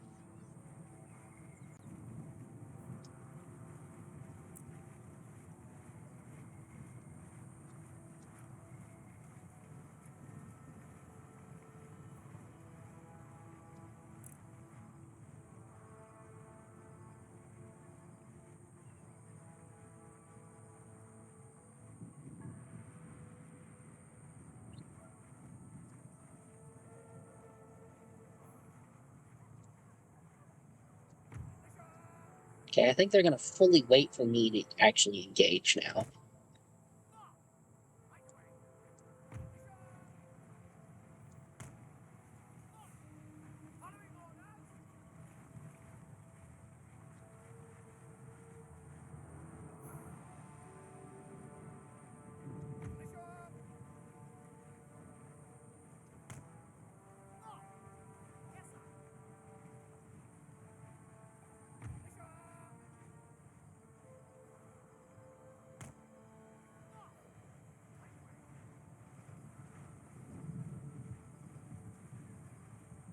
Come on, Virginia militia, we've got this.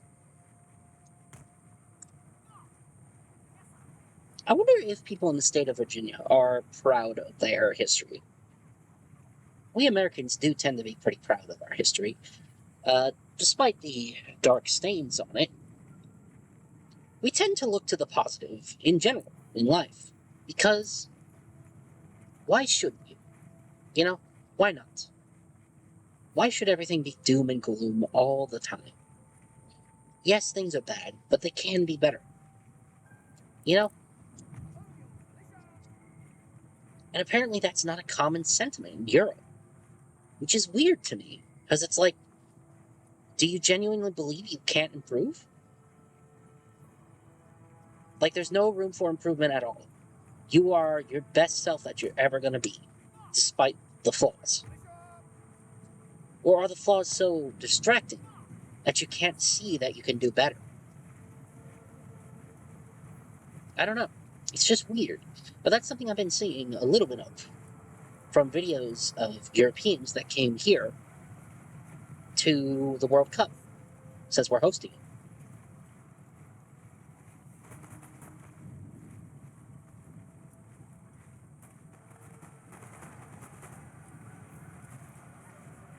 Ooh, that is rough.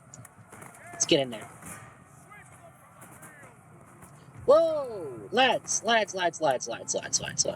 hold your fire. Hold your bloody fire.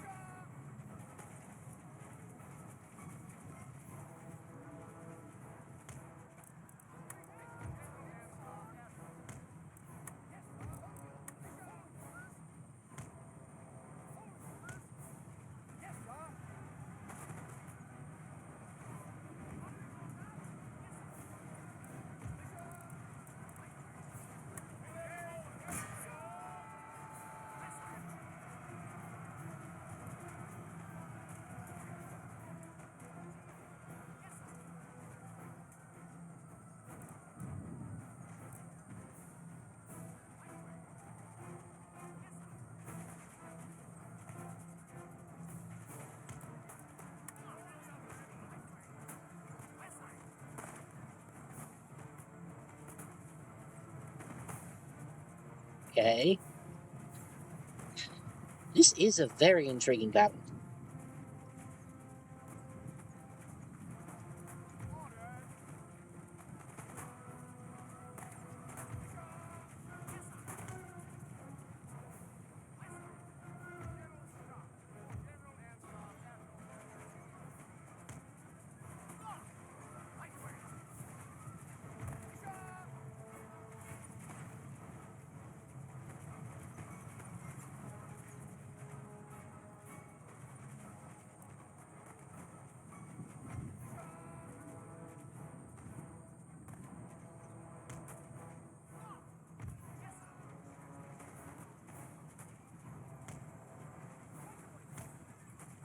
Okay. Just repositioning literally everyone.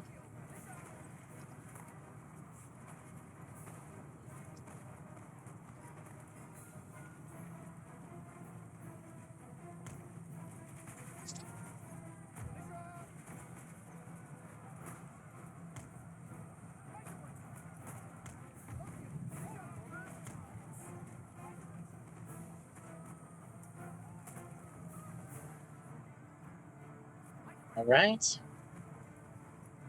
Seems to be going in my favor so far. Knock on wood again. Just to make sure. So what I was doing here is I'm trading out, because these men, there are literally only 22 of them left. This unit has 63 men. They could take their place and start engaging. Somewhat of a real tactic that was used, but not quite.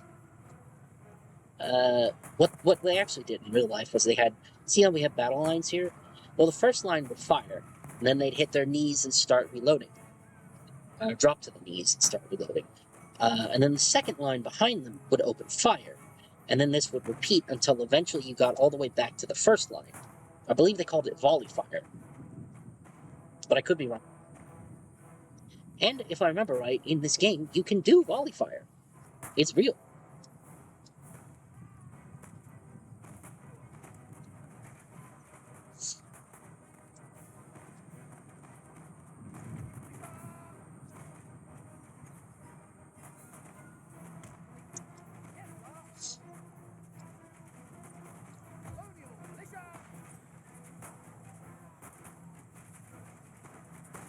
Mm.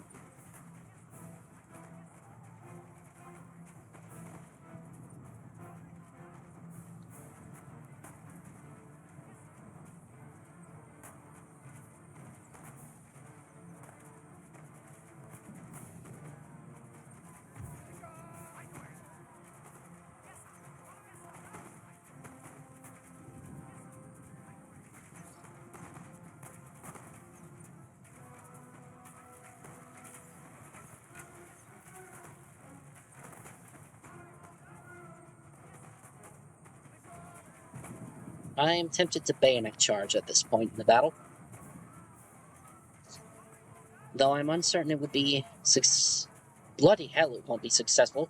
Not if my fucking general decides to leave.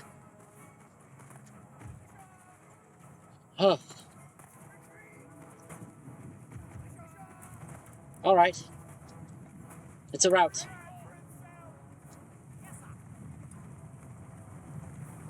At least it was an interesting battle.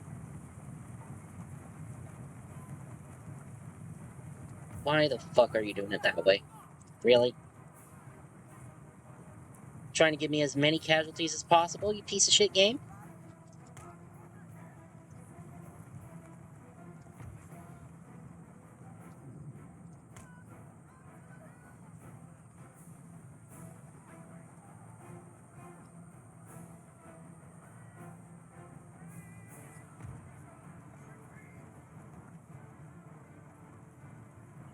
Well, that sucks. I mean, I didn't think I would... Well, for a little while there, I actually did think I was going to win. But when I started this battle, I didn't think I'd win. And of course they're running directly into the enemy, because why wouldn't they? I should have bayonet charged. That's my bad.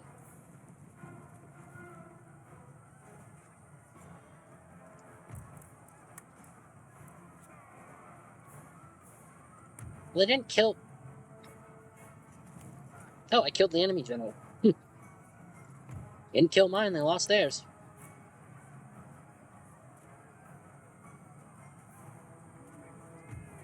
Well, I guess y'all aren't running anywhere then.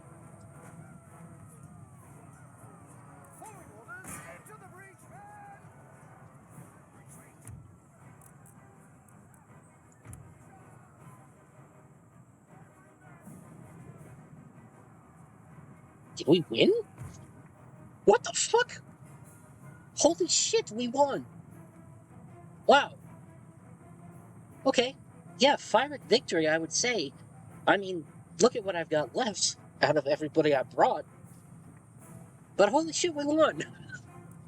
That's crazy cool. Oh, heroic victory. Sure, whatever.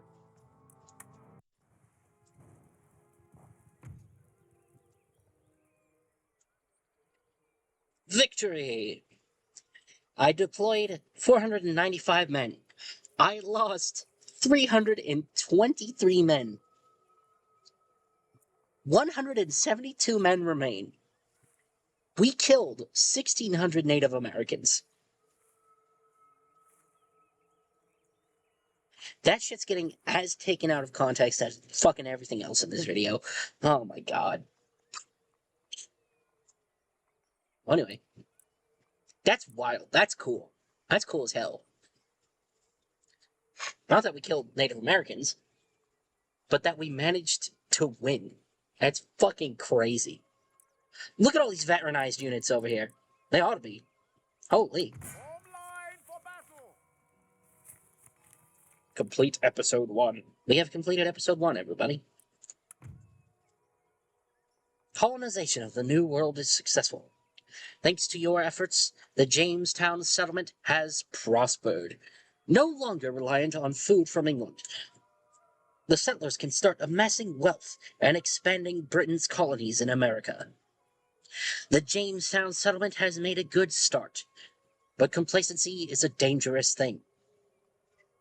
As word of the successful colonization of the New World spreads, more people arrive from the Old World. Other European nations have taken note of your success. They too are looking to the New World with a view to possible expansion of their own interests. Although vast, these American lands are not endless. Confrontation is inevitable. As time went by, hostilities between the natives and settlers began to fade, and more ships carrying the hopeful arrived daily. Over the next 100 years, the population swelled, and the fight for territory began. Both the British and the French set their sights on the valuable Ohio Valley. And when the French built a line of forts across the valley, I was sent to demand the instant withdrawal of their troops. They refused, and the British retaliated by sending an army under General Braddock to take the valley by force. I was unlucky enough to be an officer in that army. Braddock's limited knowledge of his surroundings and his refusal to listen to counsel led to his downfall. He marched us straight into a French ambush.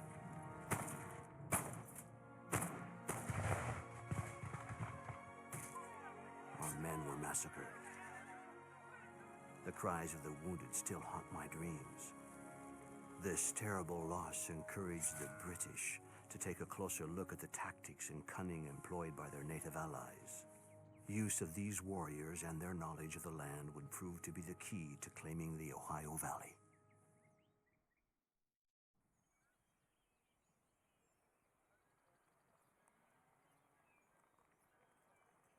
The French have established a series of forts in the Ohio Valley.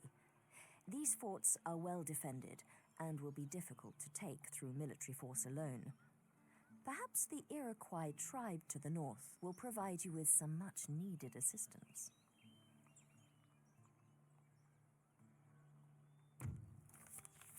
Objective: Iroquois Confederacy.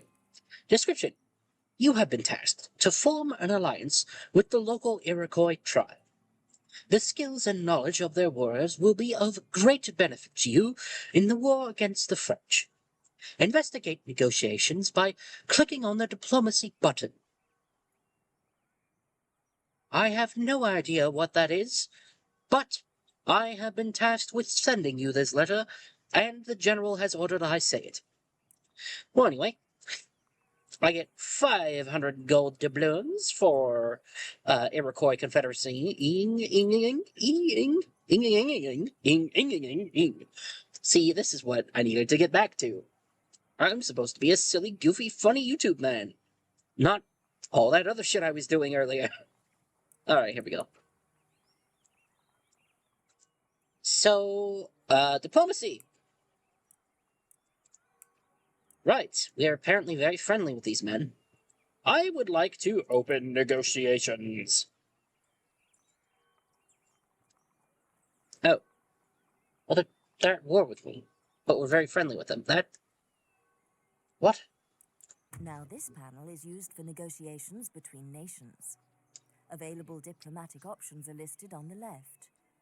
Click on an option to create a proposal and press the X button to cancel it. A complicated proposal involving too many elements may be rejected out of hand. Okay, so we need to... I would love to request an alliance, but we should probably start with trade. This option is used to broker trade agreements. Once agreed, a trade route is opened between your nation and its partners, enabling goods to be traded to mutual advantage and profit. And then we will, of course, request an alliance soon.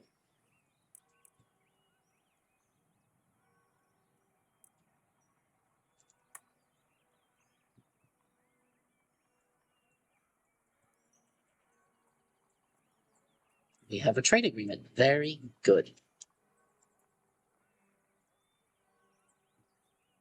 Ooh, we're not enemies anymore. Interesting. Well, that has opened the door. This panel enables you to view the state of diplomatic relations between nations. Select a nation by clicking on their flag. Their allies, enemies, protectorates, and trading partners are displayed at the bottom of the panel. Use the arrow buttons to toggle the map between display of the selected nation's opinion of their rivals and what those nations think of them. To enter Cool. Anyway, sorry, I just had to shut that bitch up. Anyway, I don't know if I should propose an alliance immediately. Fuck it, we're just gonna give it a shot. We're going to request an alliance. To broker military alliances. This allows you to call on your ally to provide assistance when at war, and likewise.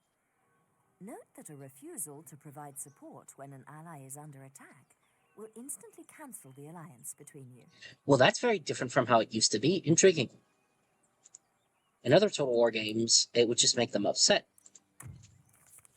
And they just accepted it. Of course they did, because this is essentially a tutorial. And I get money for it. Now that you have negotiated an alliance with the Iroquois, you'll be able to recruit native warriors to bolster your armies. Really? Now, I like that. That's cool.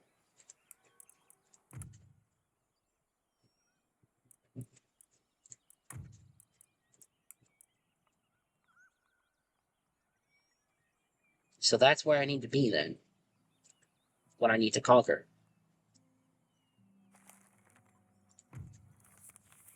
Fort Niagara. The British government has ordered you to capture the settlement of Fort Niagara. The fight across the rest of North America cannot continue until you have achieved this mission. The only direct route to Fort Niagara is guarded by the heavily fortified Fort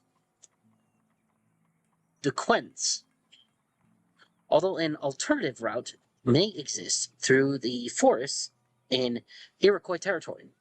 Engaging in diplomacy with the Iroquois and gaining military access through their lands may provide an easier route. Interesting.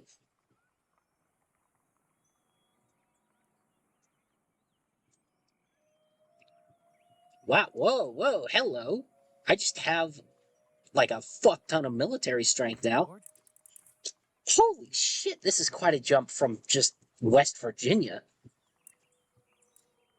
You want your players to go from those little battles, those little itty bitty small scale battles, to this immediately? Honestly, kind of wild, but I'm here Units for that it. have suffered losses in battle or whose equipment has been superseded can have their numbers replenished to bring them back up to full strength. To replenish, select a unit and I know how to replenish. This is General George Washington. At this time, Colonel George, I believe.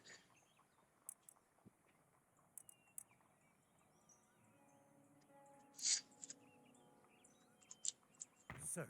That is pretty freaking cool. 5.flip cool. So, apparently the only way to here is through this fort. Unless I can negotiate military access with these lads, which I might be able to do. We are very friendly. Can I get military access? Military access is a symbol of trust between two nations and can be granted for a limited or indefinite time using the checkboxes provided. We'll just do. Requests for access between allied nations are more likely to be approved.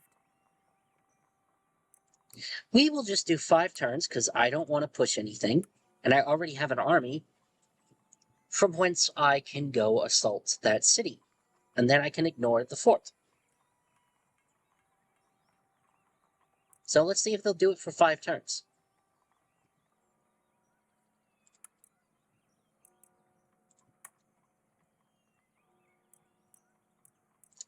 Excellent. I think they accepted my proposal. Your humble servant. Ready and waiting for. Ready. All right, Washington, let's take your army and send them through Iroquois territory. 5 turns should be more than enough. This piece cannot move any further now. It will be available again next turn. Oh, I can do. Whoa. Wait, can I finally see what I'm making a month? No. No. Okay. Sure. Well, whatever. Who's the cheapest? Sheesh. Yikes. Wow, we must be loaded compared to the Virginia colonies. Holy fuck. The cheapest are the skirmishers. There's only 60 of them. If I remember, these guys are pretty good. We're gonna produce 2 of them. And we're gonna call that a day. We're gonna leave them here in Williamsburg. Because I don't think I'll need... Yes, my I mean, Washington's army clearly doesn't need them.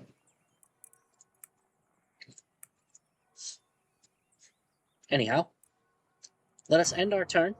Enemy sail approaching! I don't like that. What do you mean? Where is the enemy?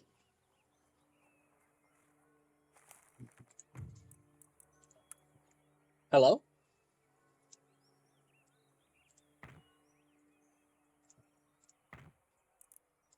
Well, I should probably... Oh. Plantation is an estate. Carved from the Virginia forest of a new territory for growing 1 cash crop for export to home market. Okay.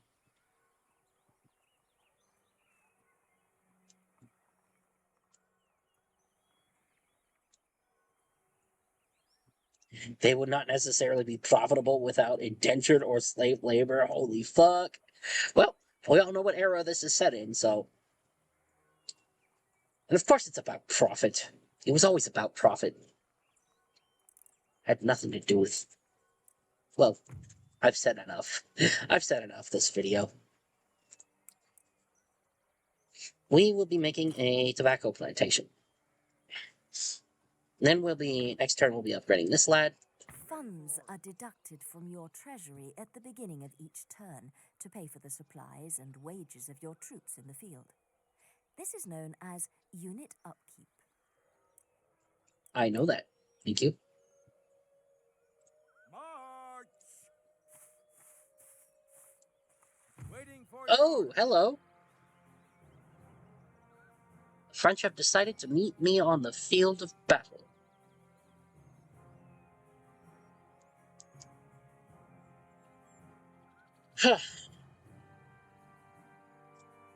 Well, at least I'm not fighting that fort.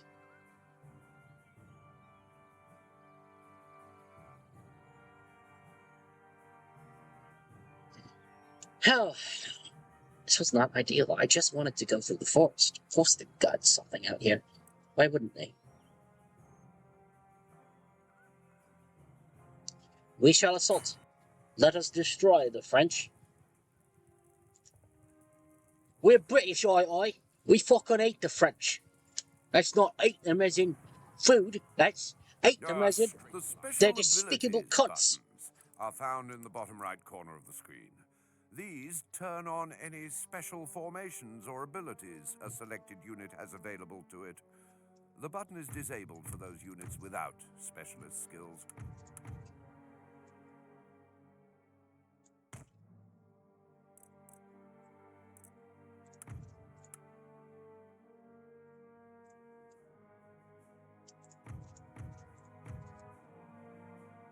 Alright, cavalry, we will set you up right about here.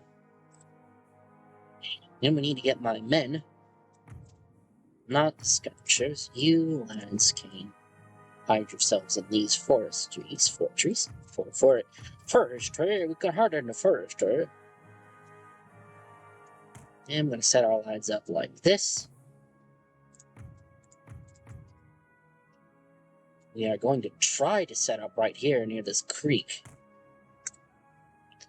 Though I get the feeling I may not have the agency to do so.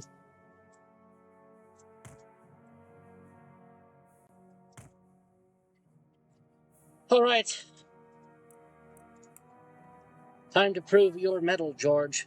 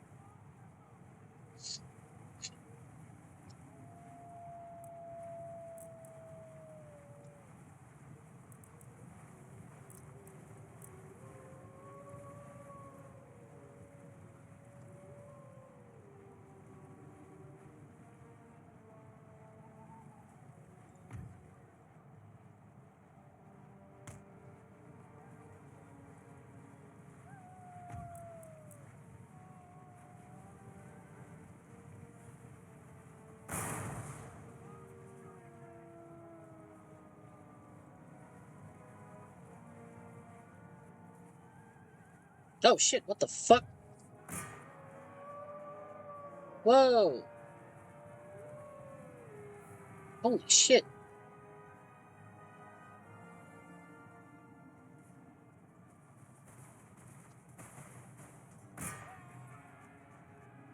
Outflanked by a bunch of musketeers.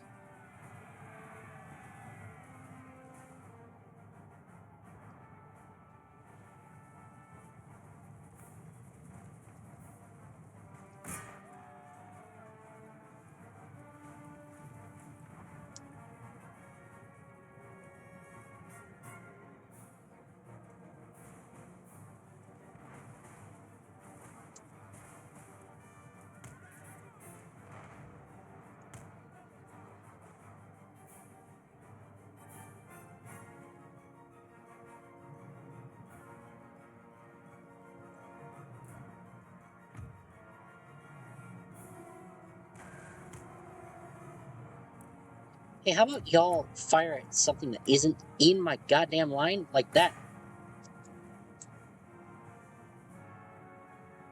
Holy cow.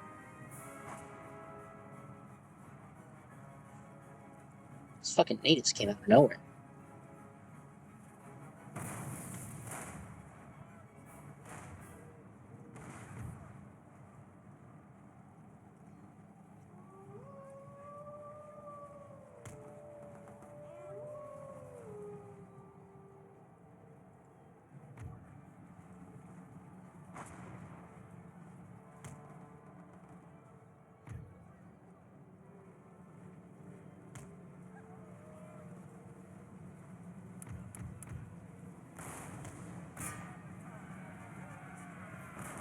Gotta buy them some time.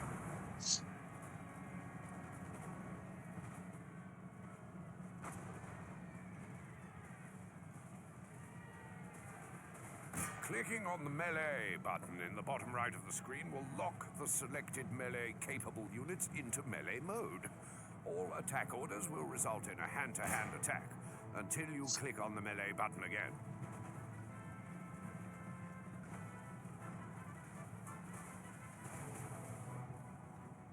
Okay, that's bought them enough time.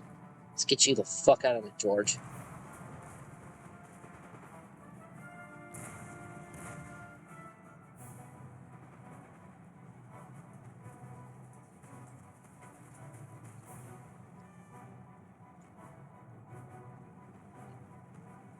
Whew. Okay, let's pause everything, because I forgot to put everybody on. Whoa, what? Okay, hold on. I think I have to do something like this, where I have to tell all of these lads individually they need to be on guard mode. And so, nope, y'all won't do that, okay? And y'all won't do that. Good. Okay, play. So now everybody should stay in position. At least I fucking hope they will. Yeah, you lads are already out of position. Get back into position.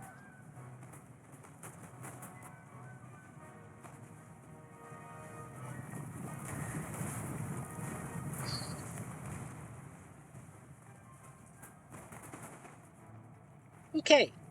Turns out Washington's cavalry came in clutch here. And without them, I would have been completely outflanked by Native American ambushers. Or, I don't know what the hell you want to call them. Guerrilla fighters? Musketeers, they call them. Cool. Yes, that makes sense. Did you guys know you can actually play as the Native Americans in this game? That's pretty cool. Use some alternative history stuff where you beat the hell out of the British. Then America, as the country that we know it, never forms. And maybe the Native Americans actually become either a similar nation or their own thing. You know, interesting alternate history. But it won't have the kind of implications that a real alternate history game would, and that kind of disappoints me. That is to say, the implications will be minimal.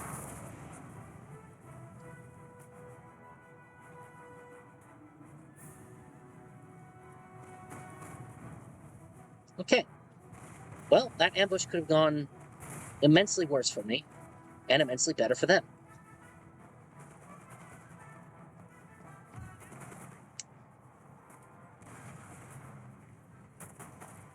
Can I have you guys? No, I can't. Okay. It hasn't taught me how to do the line formation thing yet. The volley fire. So it won't let me do it. But I want to do it. I told you guys I used to have a long-term campaign for this, right? Ooh, what's that? That appears to be a fleeing general. Well, I'm still shooting cannon at him. That's so funny. Using the French's favorite weapon against him. Now, I put my cannon up in front because I was hoping they would have grape shot. They do not, unfortunately, at this point in time. Grape shot is heavily effective against units like this. Sorry, ground forces like this. Armies like this. Ground forces? What the hell is this, Star Wars? Star Wars, interestingly, did take a lot of inspiration from this era in history. Especially for naval combat. In fact, it is the main inspiration for Star Wars naval combat, according to George Lucas, at around the time of the production of the original trilogy.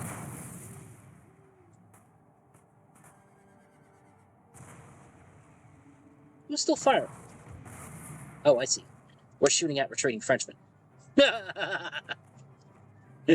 Oh. The amount of jokes. We surrender!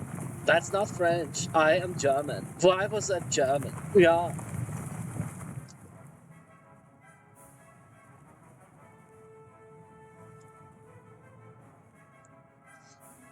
Okay, well, I'm going to speed this up because I would like to win now.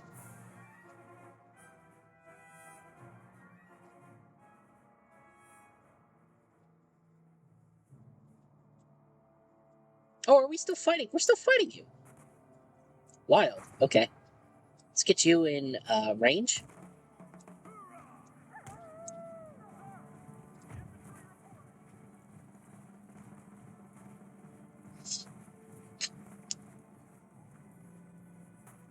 The range on these dudes is wild.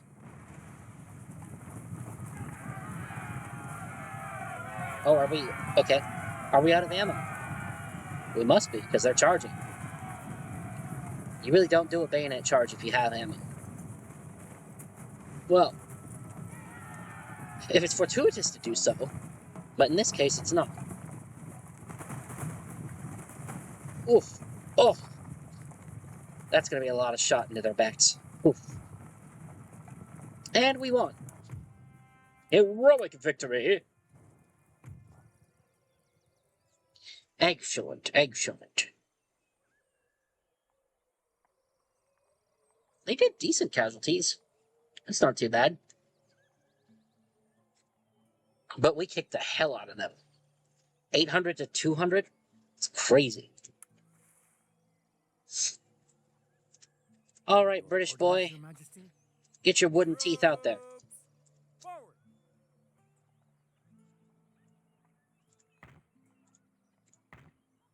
Let's 2 turns? I don't want to wait 2 turns for that. We're just going to have you siege now. Form line for battle.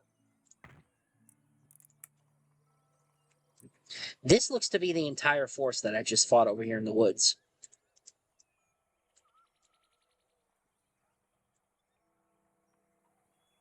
Ready for orders.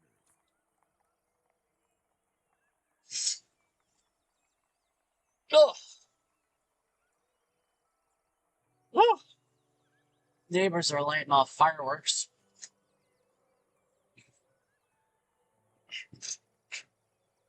Actually, against the rules where I live. I'm sure somebody will get on them about it. They better. A whole hell of a lot of trees around here. They light this area on fire, we're screwed.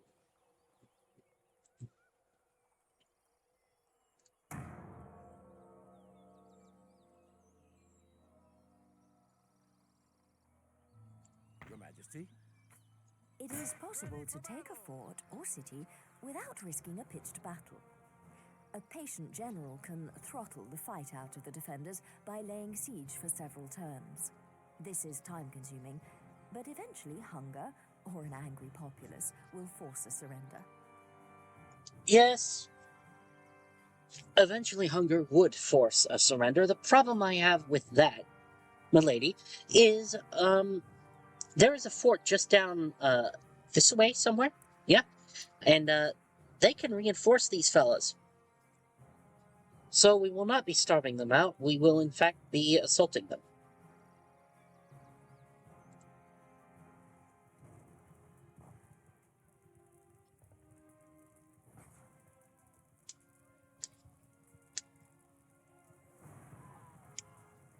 There you go.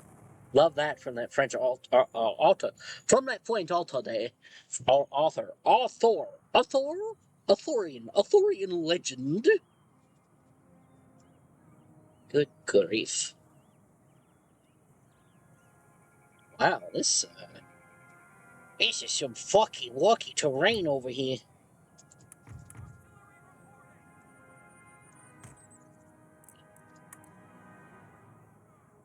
Am I in range? I am not in range. We're gonna unlimber, because I need to get them in range.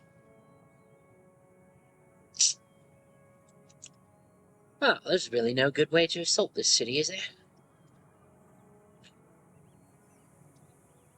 Because I'm going to be shooting through the trees or the bloody village over here, and I don't want to do that. All I really want to do is, fuck them up.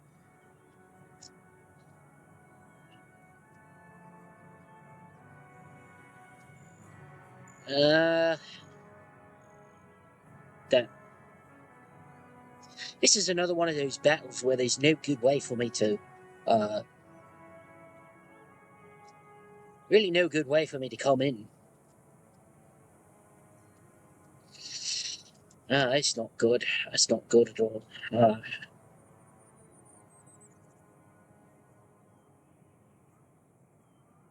They're going to have cannon on the walls because that is a star fort.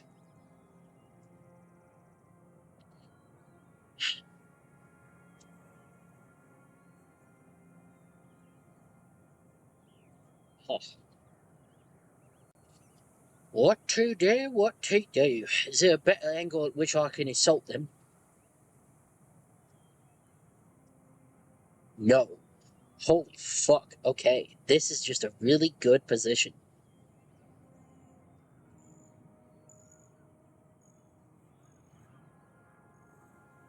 Hang on a minute, I'll be right back.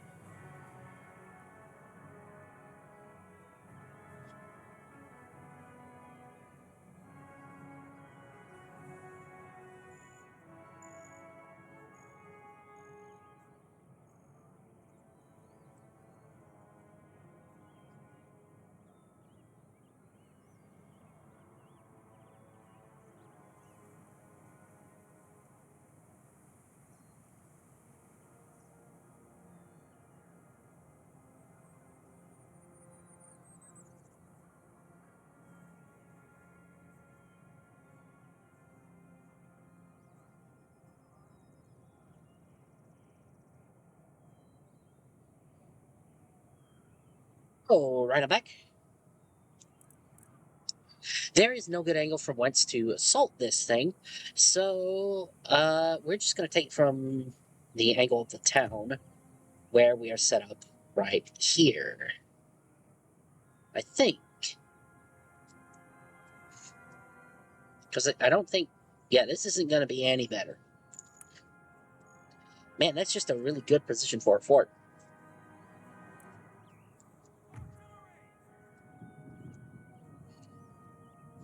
Alright, we're going to make y'all control 4. You lads are going to be control 2.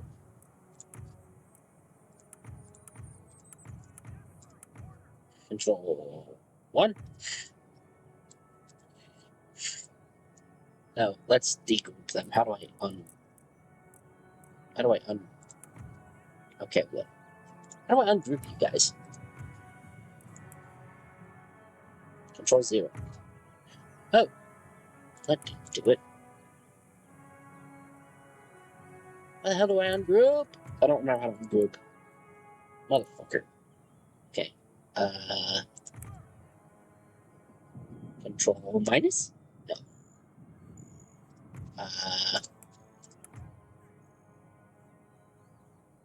How the fuck do I ungroup? Because as soon as you group them, they keep whatever formation they're in. It's so fucking annoying. Whatever.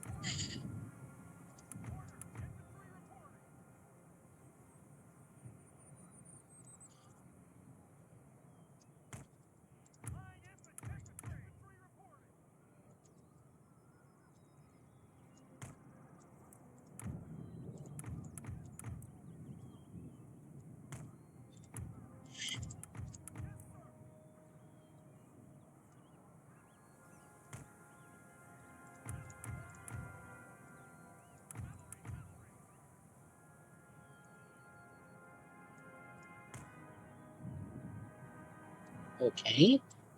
What the hell?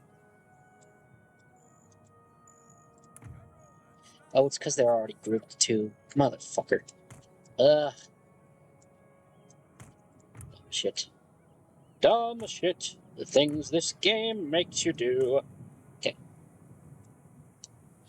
Right. I don't remember how to ungroup these fuckers. I'm going to go ahead and end the deployment. Then we're going to grab you lads, and we're going to move you up just a little bit. And I believe that is an occupied building. I don't need that, though. Oh, you have put most of your army outside. Why have you done that?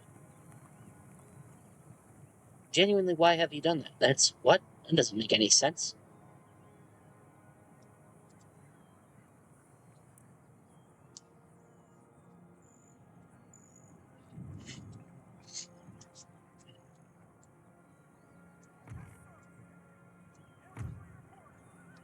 Okay, let's move y'all up.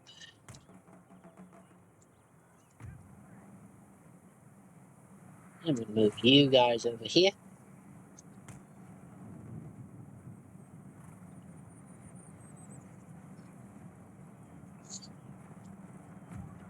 And I don't know what the range of you fucks are, so we're just gonna move you to right about here-ish.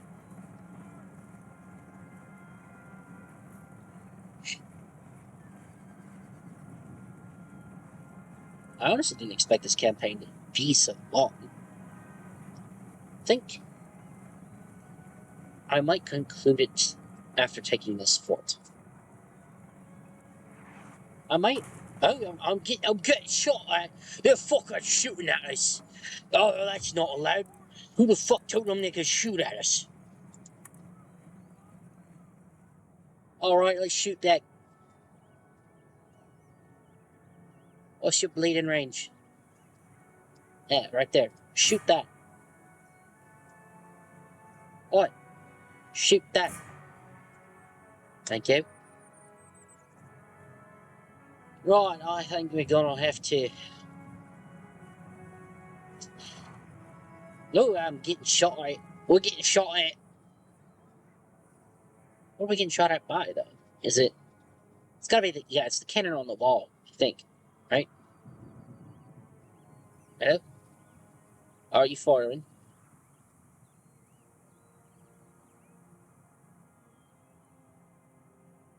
Hello?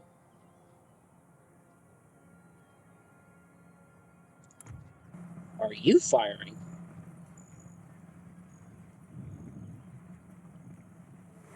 Oh, that was something.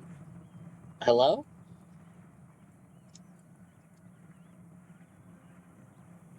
What? What? Why? I don't understand. Why are you not firing at it?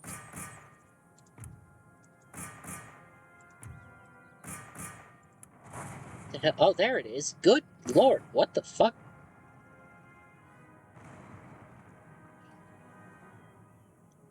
I don't know what happened there. There's this game. I don't know if y'all knew this, but Total War notoriously buggy. Notoriously buggy.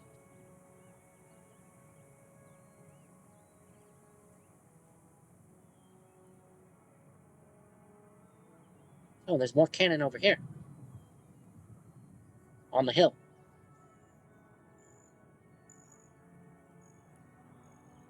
Well, all I need to do is blow a hole for it, and then take this circle right here. So I believe that will be the goal. Blow a hole in the wall.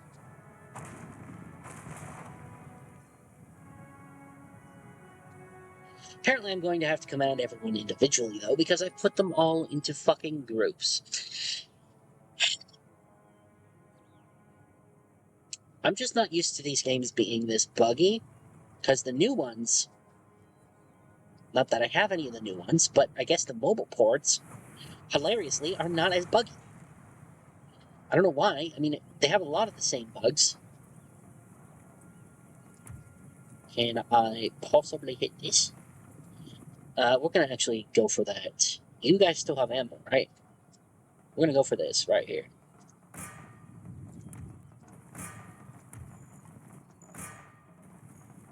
Oh, and they're leaving. They are leaving the building because I targeted it. That makes a lot of sense. I would also leave.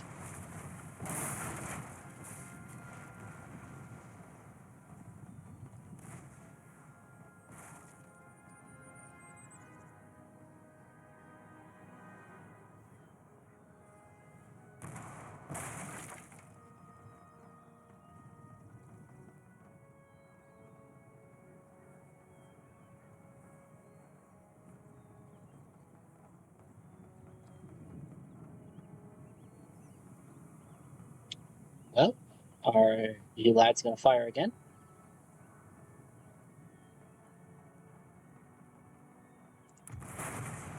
There it is. Why is it taking them so long?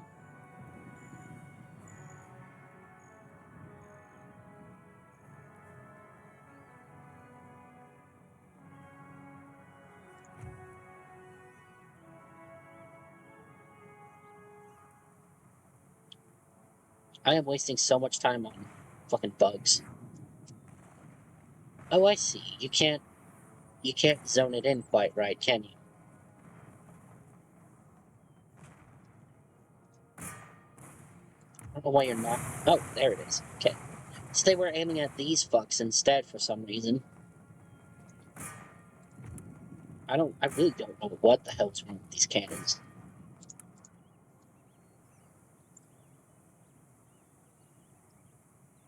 Nothing else to garrison in this area, I believe, except this house. But I really don't. I'd rather not. You know, I just wanna. Girls, I'm not girls, but they just wanna have fun. Just saying. They just wanna have fun. I wish I had the burst fire. Another thing you can do in this game is you actually have explosive cannon shot, which was a real thing that they used. And it was usually mortars that fired it, but armed citizenry. I'm sorry, but they gave them pikes? That's wild. I have to know if that's actually historically accurate, because Total War is usually pretty good about its historical accuracy. It's never 100% correct because this is a video game, and there are video game mechanics. But usually, they're pretty good at depicting the time period rather accurately. So I just want to know, did the French arm their citizenry with pikes during this time period instead of muskets? I know there was some talk during the American Revolution of arming people with bows and arrows and also pikes because that was cheaper than creating muskets, and we couldn't get our hands on as many muskets as we need to continue running the war effort. And I believe it was Benjamin Franklin that brought this idea up. And as we know, Benny Boy was a little weird. Definitely extremely horny, too. That man. Oof. Oof. Every time he went to French, he always went there for the ladies. To France. French. Every time he went to France. I probably should not have done that. A lot of people are going to be offended by that. Well, you know what? I hold no ill will towards anyone at all, ever. It doesn't matter who you are or what you are. Or who you want to be. You're all welcome here at Many Live TV. Oh, niche references. Anyway, what I was saying is I hold no ill will towards anyone, especially not anybody who's disabled. I was just joking. Don't take it seriously.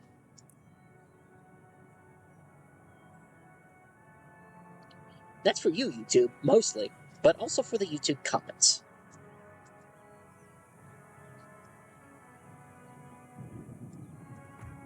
And, you know, I'm sort of thinking about the things I was talking about earlier in this episode. And for whatever reason, I am 24, alright? So that puts me firmly in Gen Z. for whatever reason, a lot of people in my generation just don't believe there's anything we can do about the current state of things.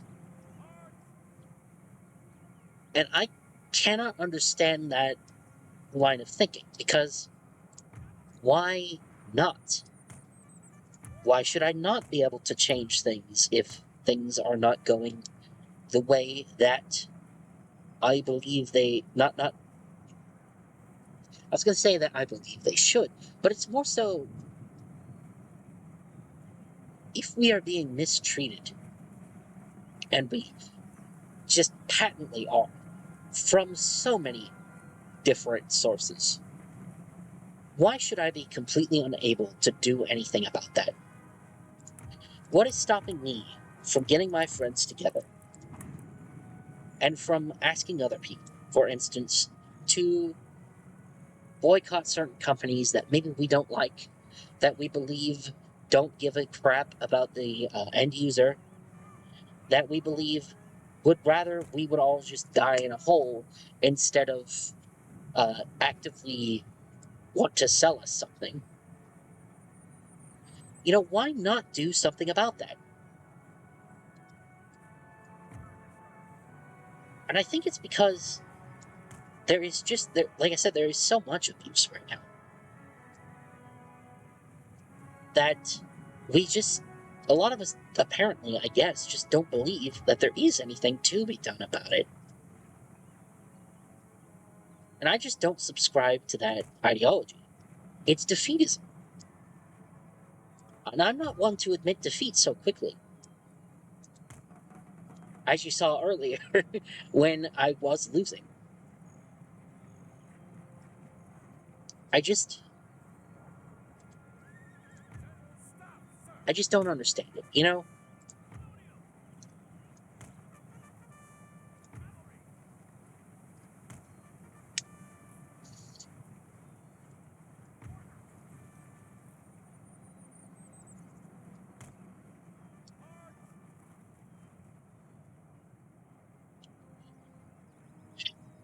There's always something you can do. Always. You just have to find out what it is.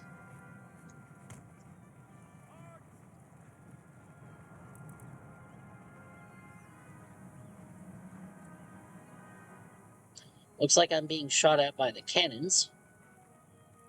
That makes sense. That's how I'd be using them. That is how they are intended to be used. Now, what I don't like is how I'm gonna be funneled through these holes here.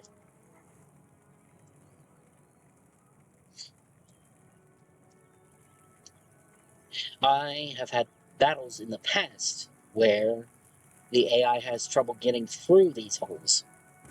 So what I did is exactly what's done here. I just posted my men up outside these holes and waited for them to funnel in one by one. And I won that battle, and I shouldn't have, because the AI couldn't figure out these walls. That's the one thing that this version of Total War always had problems with. And, it's not even just this version. Many versions of Total War have had this issue with the castles or fortresses or whatever you want to call them. Defensive structures like this, right? Where the AI just doesn't know what to do with them. Like, for instance, in medieval Total War, when you would bring your siege towers to bear against the enemy walls, sometimes the AI couldn't figure out how to get up those towers. And because it couldn't figure out how to get up those towers, the towers would not deploy the siege ramp. And so eventually, the enemy AI would either just destroy them, or you straight up couldn't use that siege tower. And so, of course, this version has very similar problems. Only it's more so about how to navigate, and it's always been kind of about how to navigate these stupid walls. Now, of course, in real life, it would have been super simple. Super easy, barely an inconvenience.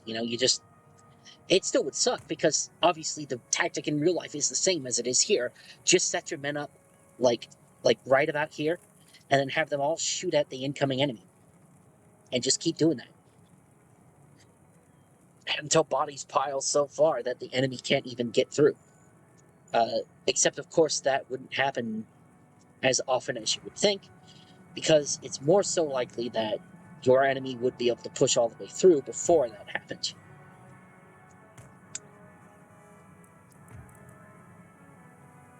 But you truly never know.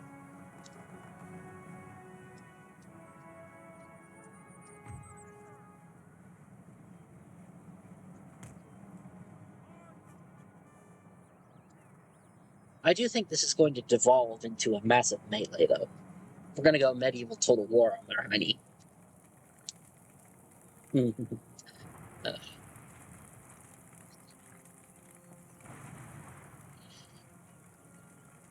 Whoa.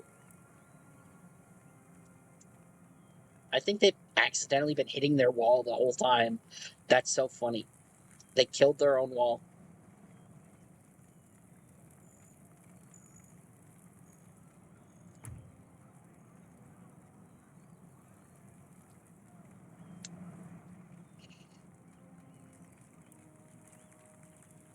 Well, men, today is the day we siege the enemy.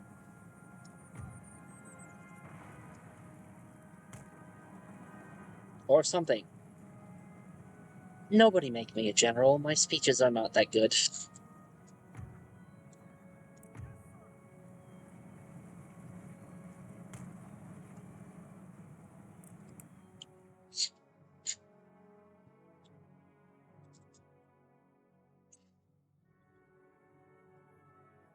All right.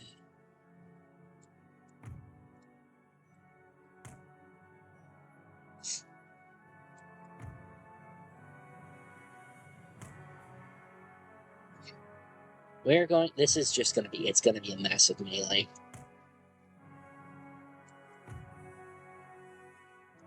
That is A-okay by me. Well, actually, they're in shooting range. Can you see them?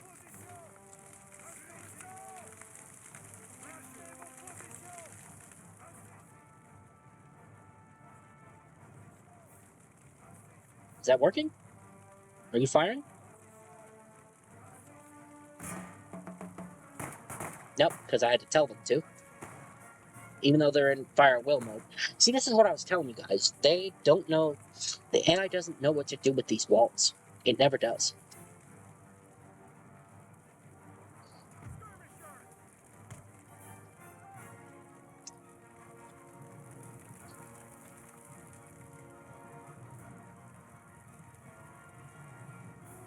So we're going to see if we can soften these lads up a bit just by taking pot shots.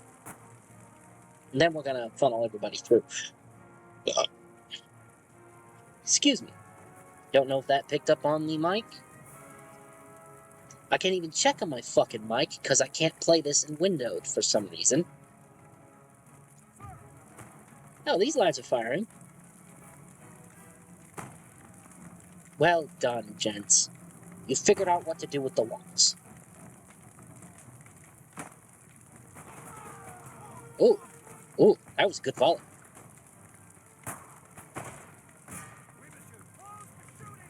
Actually, you know what? Bayonet charge.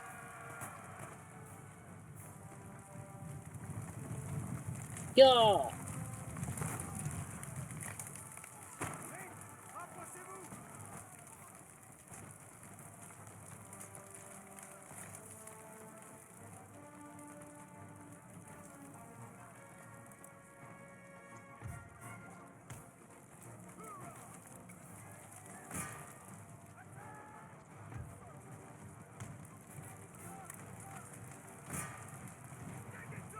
Right. How are we doing over here? We have actually gotten into engagement range. That's cool. Let's trade some blows for a little bit.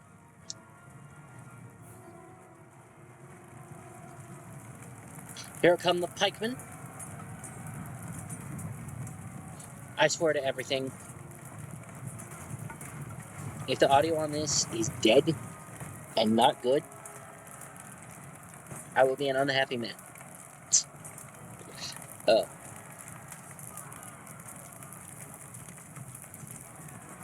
Wow, this is a serious melee now. Because apparently we've got pikemen abandoning their pikes for swords. Lads, what was the point? Why did we do that?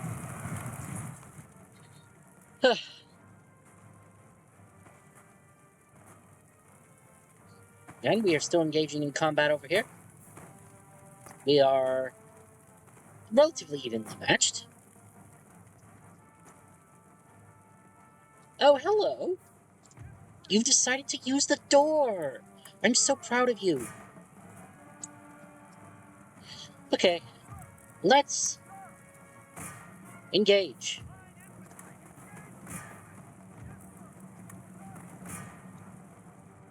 Just time.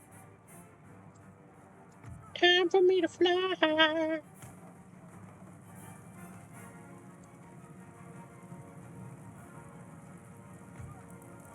Whoa! Okay, if you guys are just gonna get in this melee, then just get in that melee.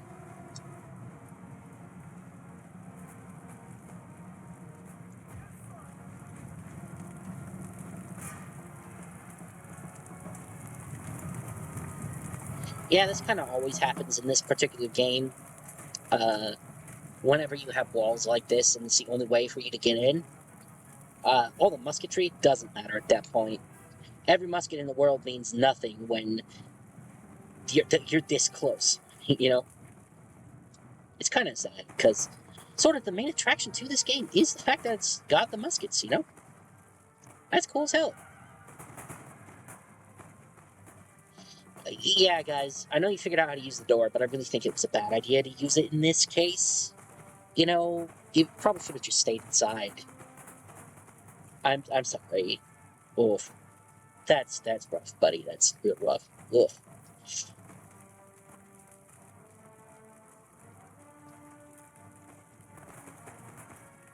That is an Avatar The Last Airbender meme for y'all.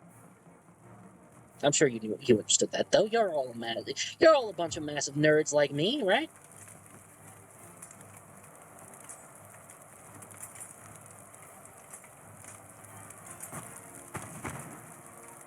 Oh, we're firing into crowds. Okay.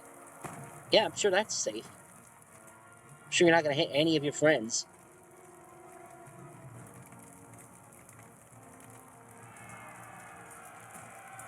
It's so weird seeing pikemen.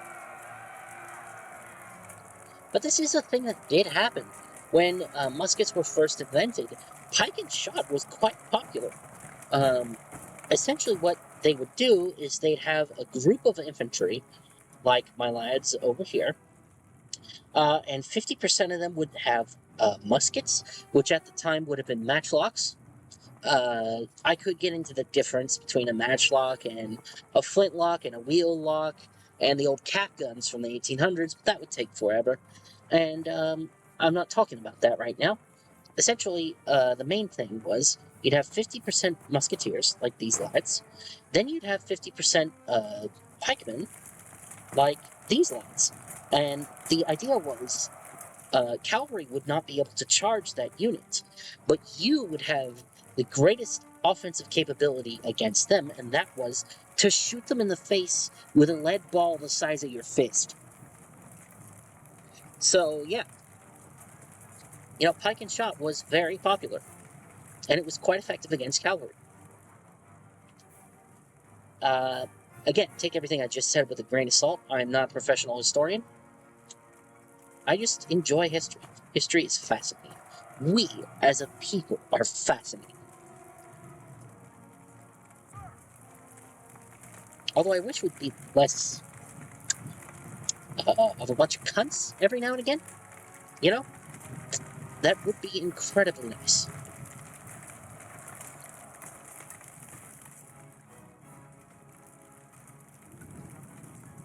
It'd be nice if we could just talk to each other. I never used to understand how communication could break down to such a degree that people would want to kill each other. Oh, I think I just killed their general at the gates. Oof. That sucks. That's rough, buddy. That's real rough, buddy. So this is another case of the AI being confused by the walls. Yeah. Anyway. And then I became an adult. And I realized there are a lot of social, not cues, standards to uphold. And a lot of the time, communication breaks down because we are afraid of breaking those standards. At least that's what I've encountered in my life. And that's when you start to fight people, because you haven't talked anything out at that point. Because you're too afraid to address it. Because you're afraid of breaking the social standard, or maybe you're afraid of breaking the peace if the person you're talking to can be a little bit unstable. Or just you're afraid they won't like what you have to say. But to that I would say it's incredibly important, and I mean incredibly important, that we as people maintain open lines of communication. And so if people get a little offended by what you have to say to them, so be it. You know, it's better than starting a fight. But sometimes you might feel as if you can't say anything, or you will start a fight with an individual, with a group of people, or whatever. And at that point, it's even worse, because that's really when things boil over even more. Because now it's stuck inside you, and you don't have anywhere to put it. And for me, when that happens, I usually just take to the internet, or somebody I know. I would recommend talking to somebody you know first. Oh, okay, what's going on here? Why are we retreating, fellas? Where are we?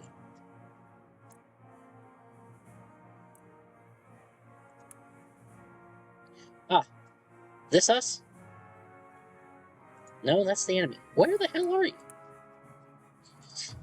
Well, in any case, we'll just add another group to the mix. Call it a day.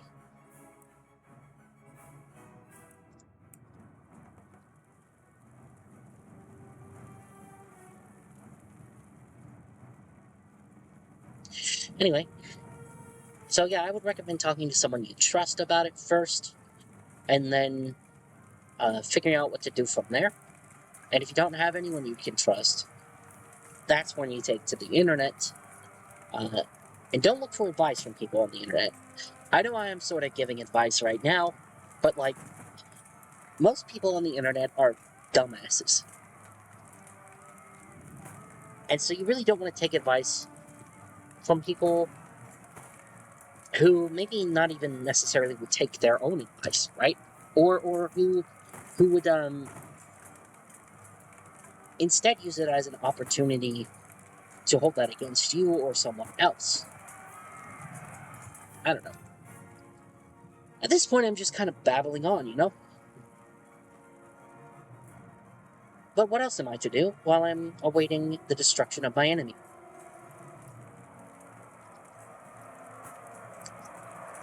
I can't leave y'all with dead air forever, you know? That's boring as hell. Or I suppose I could. I have uploaded essentially video game ASMR before. And that is just unedited, no commentary videos. One of the mobile ports of not Empire Total War, that's what I'm playing right now. Rome Total War. And I gotta be honest with you guys, it is a great port. It is well worth the like $5 you throw at it, dude. Or like $10. It is extremely cheap. If you can't get into PC gaming because it's too expensive, there you go. That is a full-blown PC game in the palm of your hand, which nobody believed was possible. And yet here we are. We live in a future where it is. Fucking crazy. You can play Knights of the Old Republic on your phone now, which I have not done, and I may never. Mostly because I know people who have, and some of the UI elements are wonky. Like, there's no map. I assume because they couldn't figure out how to squeeze it in. And, I don't want to play KOTOR without a map. You kind of need that. Navigating would be so much harder, you know?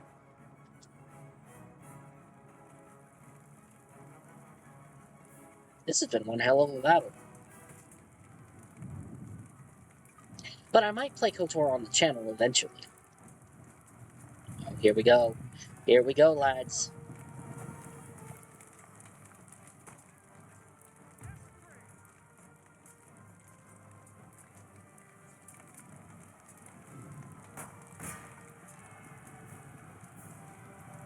Get 'em!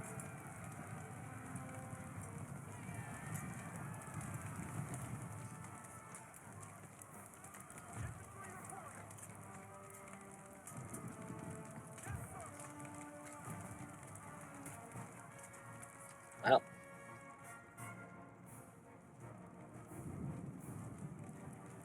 Looks like we're winning the melee.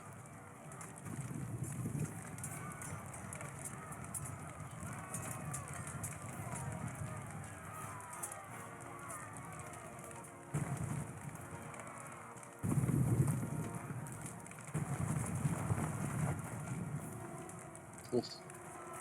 Look at the freaking casualties, though. Holy. I mean, one of my redcoat units is down to 13, and they're running like hell. I would too, honestly. That's one dude for every colony.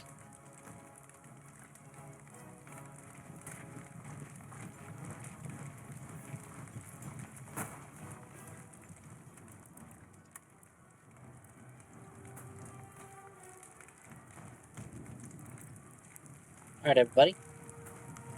Here's where we kick the shit out of them. But we do it with style. By style, I mean we do the British thing of lining up and dying with courage.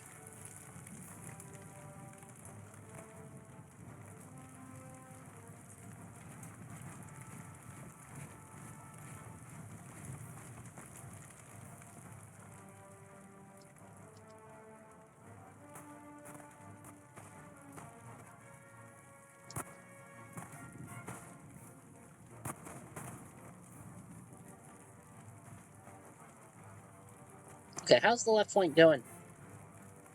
We are still engaging the enemy, but we are handedly winning. Excellent.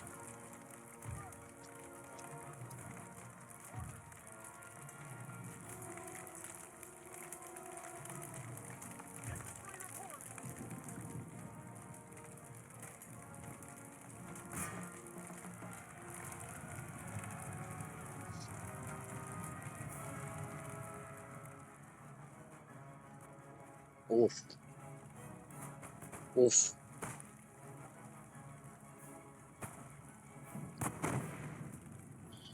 That's rough. That's real rough, guys.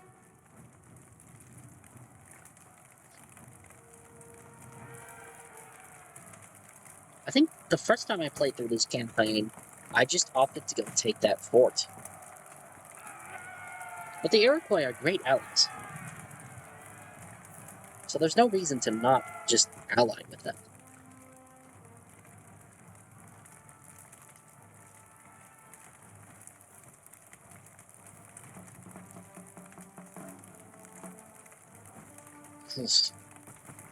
Oh, this is a full decimation. That's rough.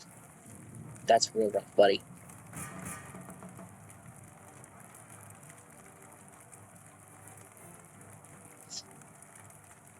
Firelock. What the hell does that mean? Firelock armed citizenry?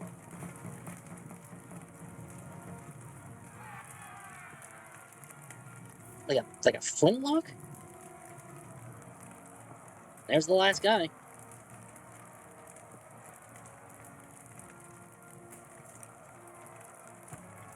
And there he goes. Alright. Let's get y'all out of melee mode. Oh, it seems we've slaughtered them. let's take the center.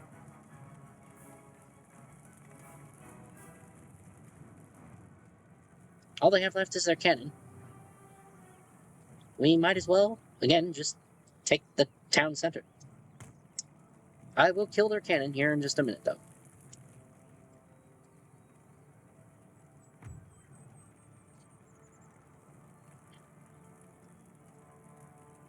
Whoa. Whoa, what the hell?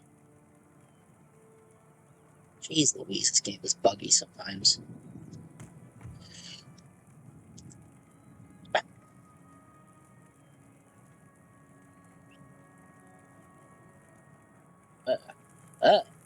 Where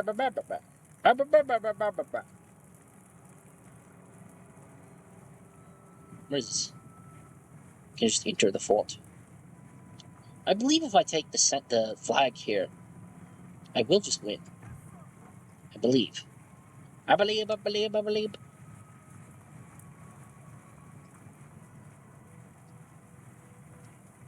Wow, that is crazy. The story here. The story here, guys. I mean, phew.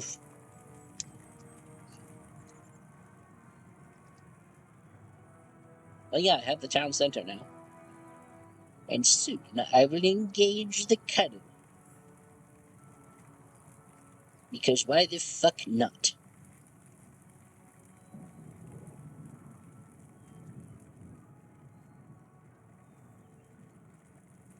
Man, you can tell these fucks didn't see combat.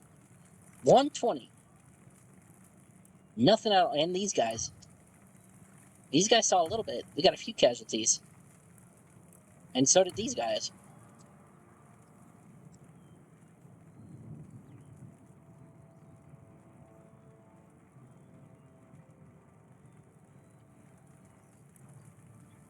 I don't think I'm going to be able to finish this entire campaign tonight.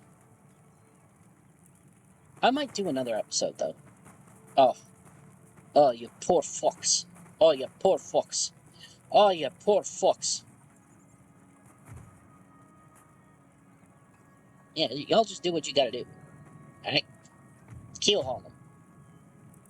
Victory! Almost twofold. Heroic victory.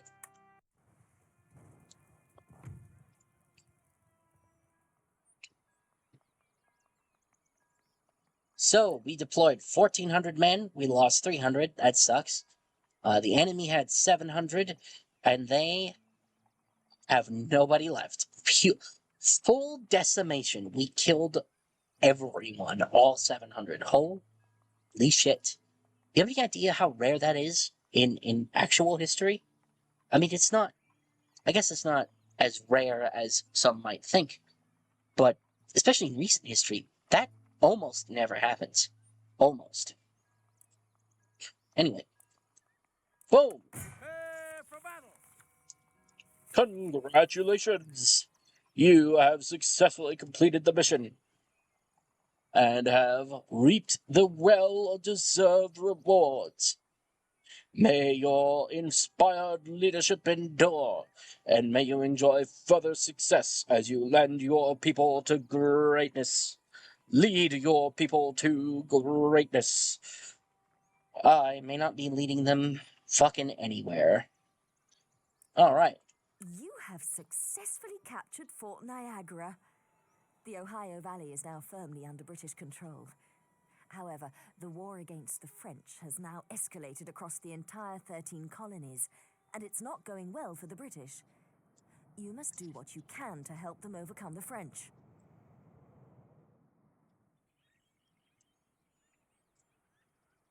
Okay. A mission has been issued. It is the general consensus that the task stipulated here should be achieved for the good of the nation. Objective, Louisburg. Description. You must capture the crucial French port of Louisburg. The land route is long and arduous, so you should build a fleet of ships to transport an army to the outskirts of the city. You will not be able to launch an assault on the main French strongholds of Quebec and Montreal until this mission has been completed. Apparently, I unlocked Chapter 3. Hey, what's this, missionaire? Our mission has been issued.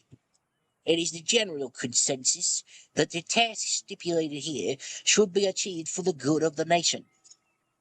Objective, dockyard.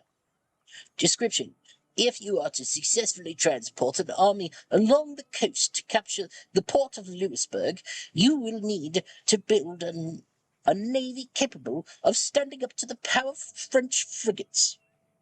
The British government has therefore tasked you with the construction of a dockyard at the port of East Williamsburg. You will need to dismantle any pre-existing buildings in that port in order to construct the shipyard. I'm sure that won't ruin many people's livelihoods.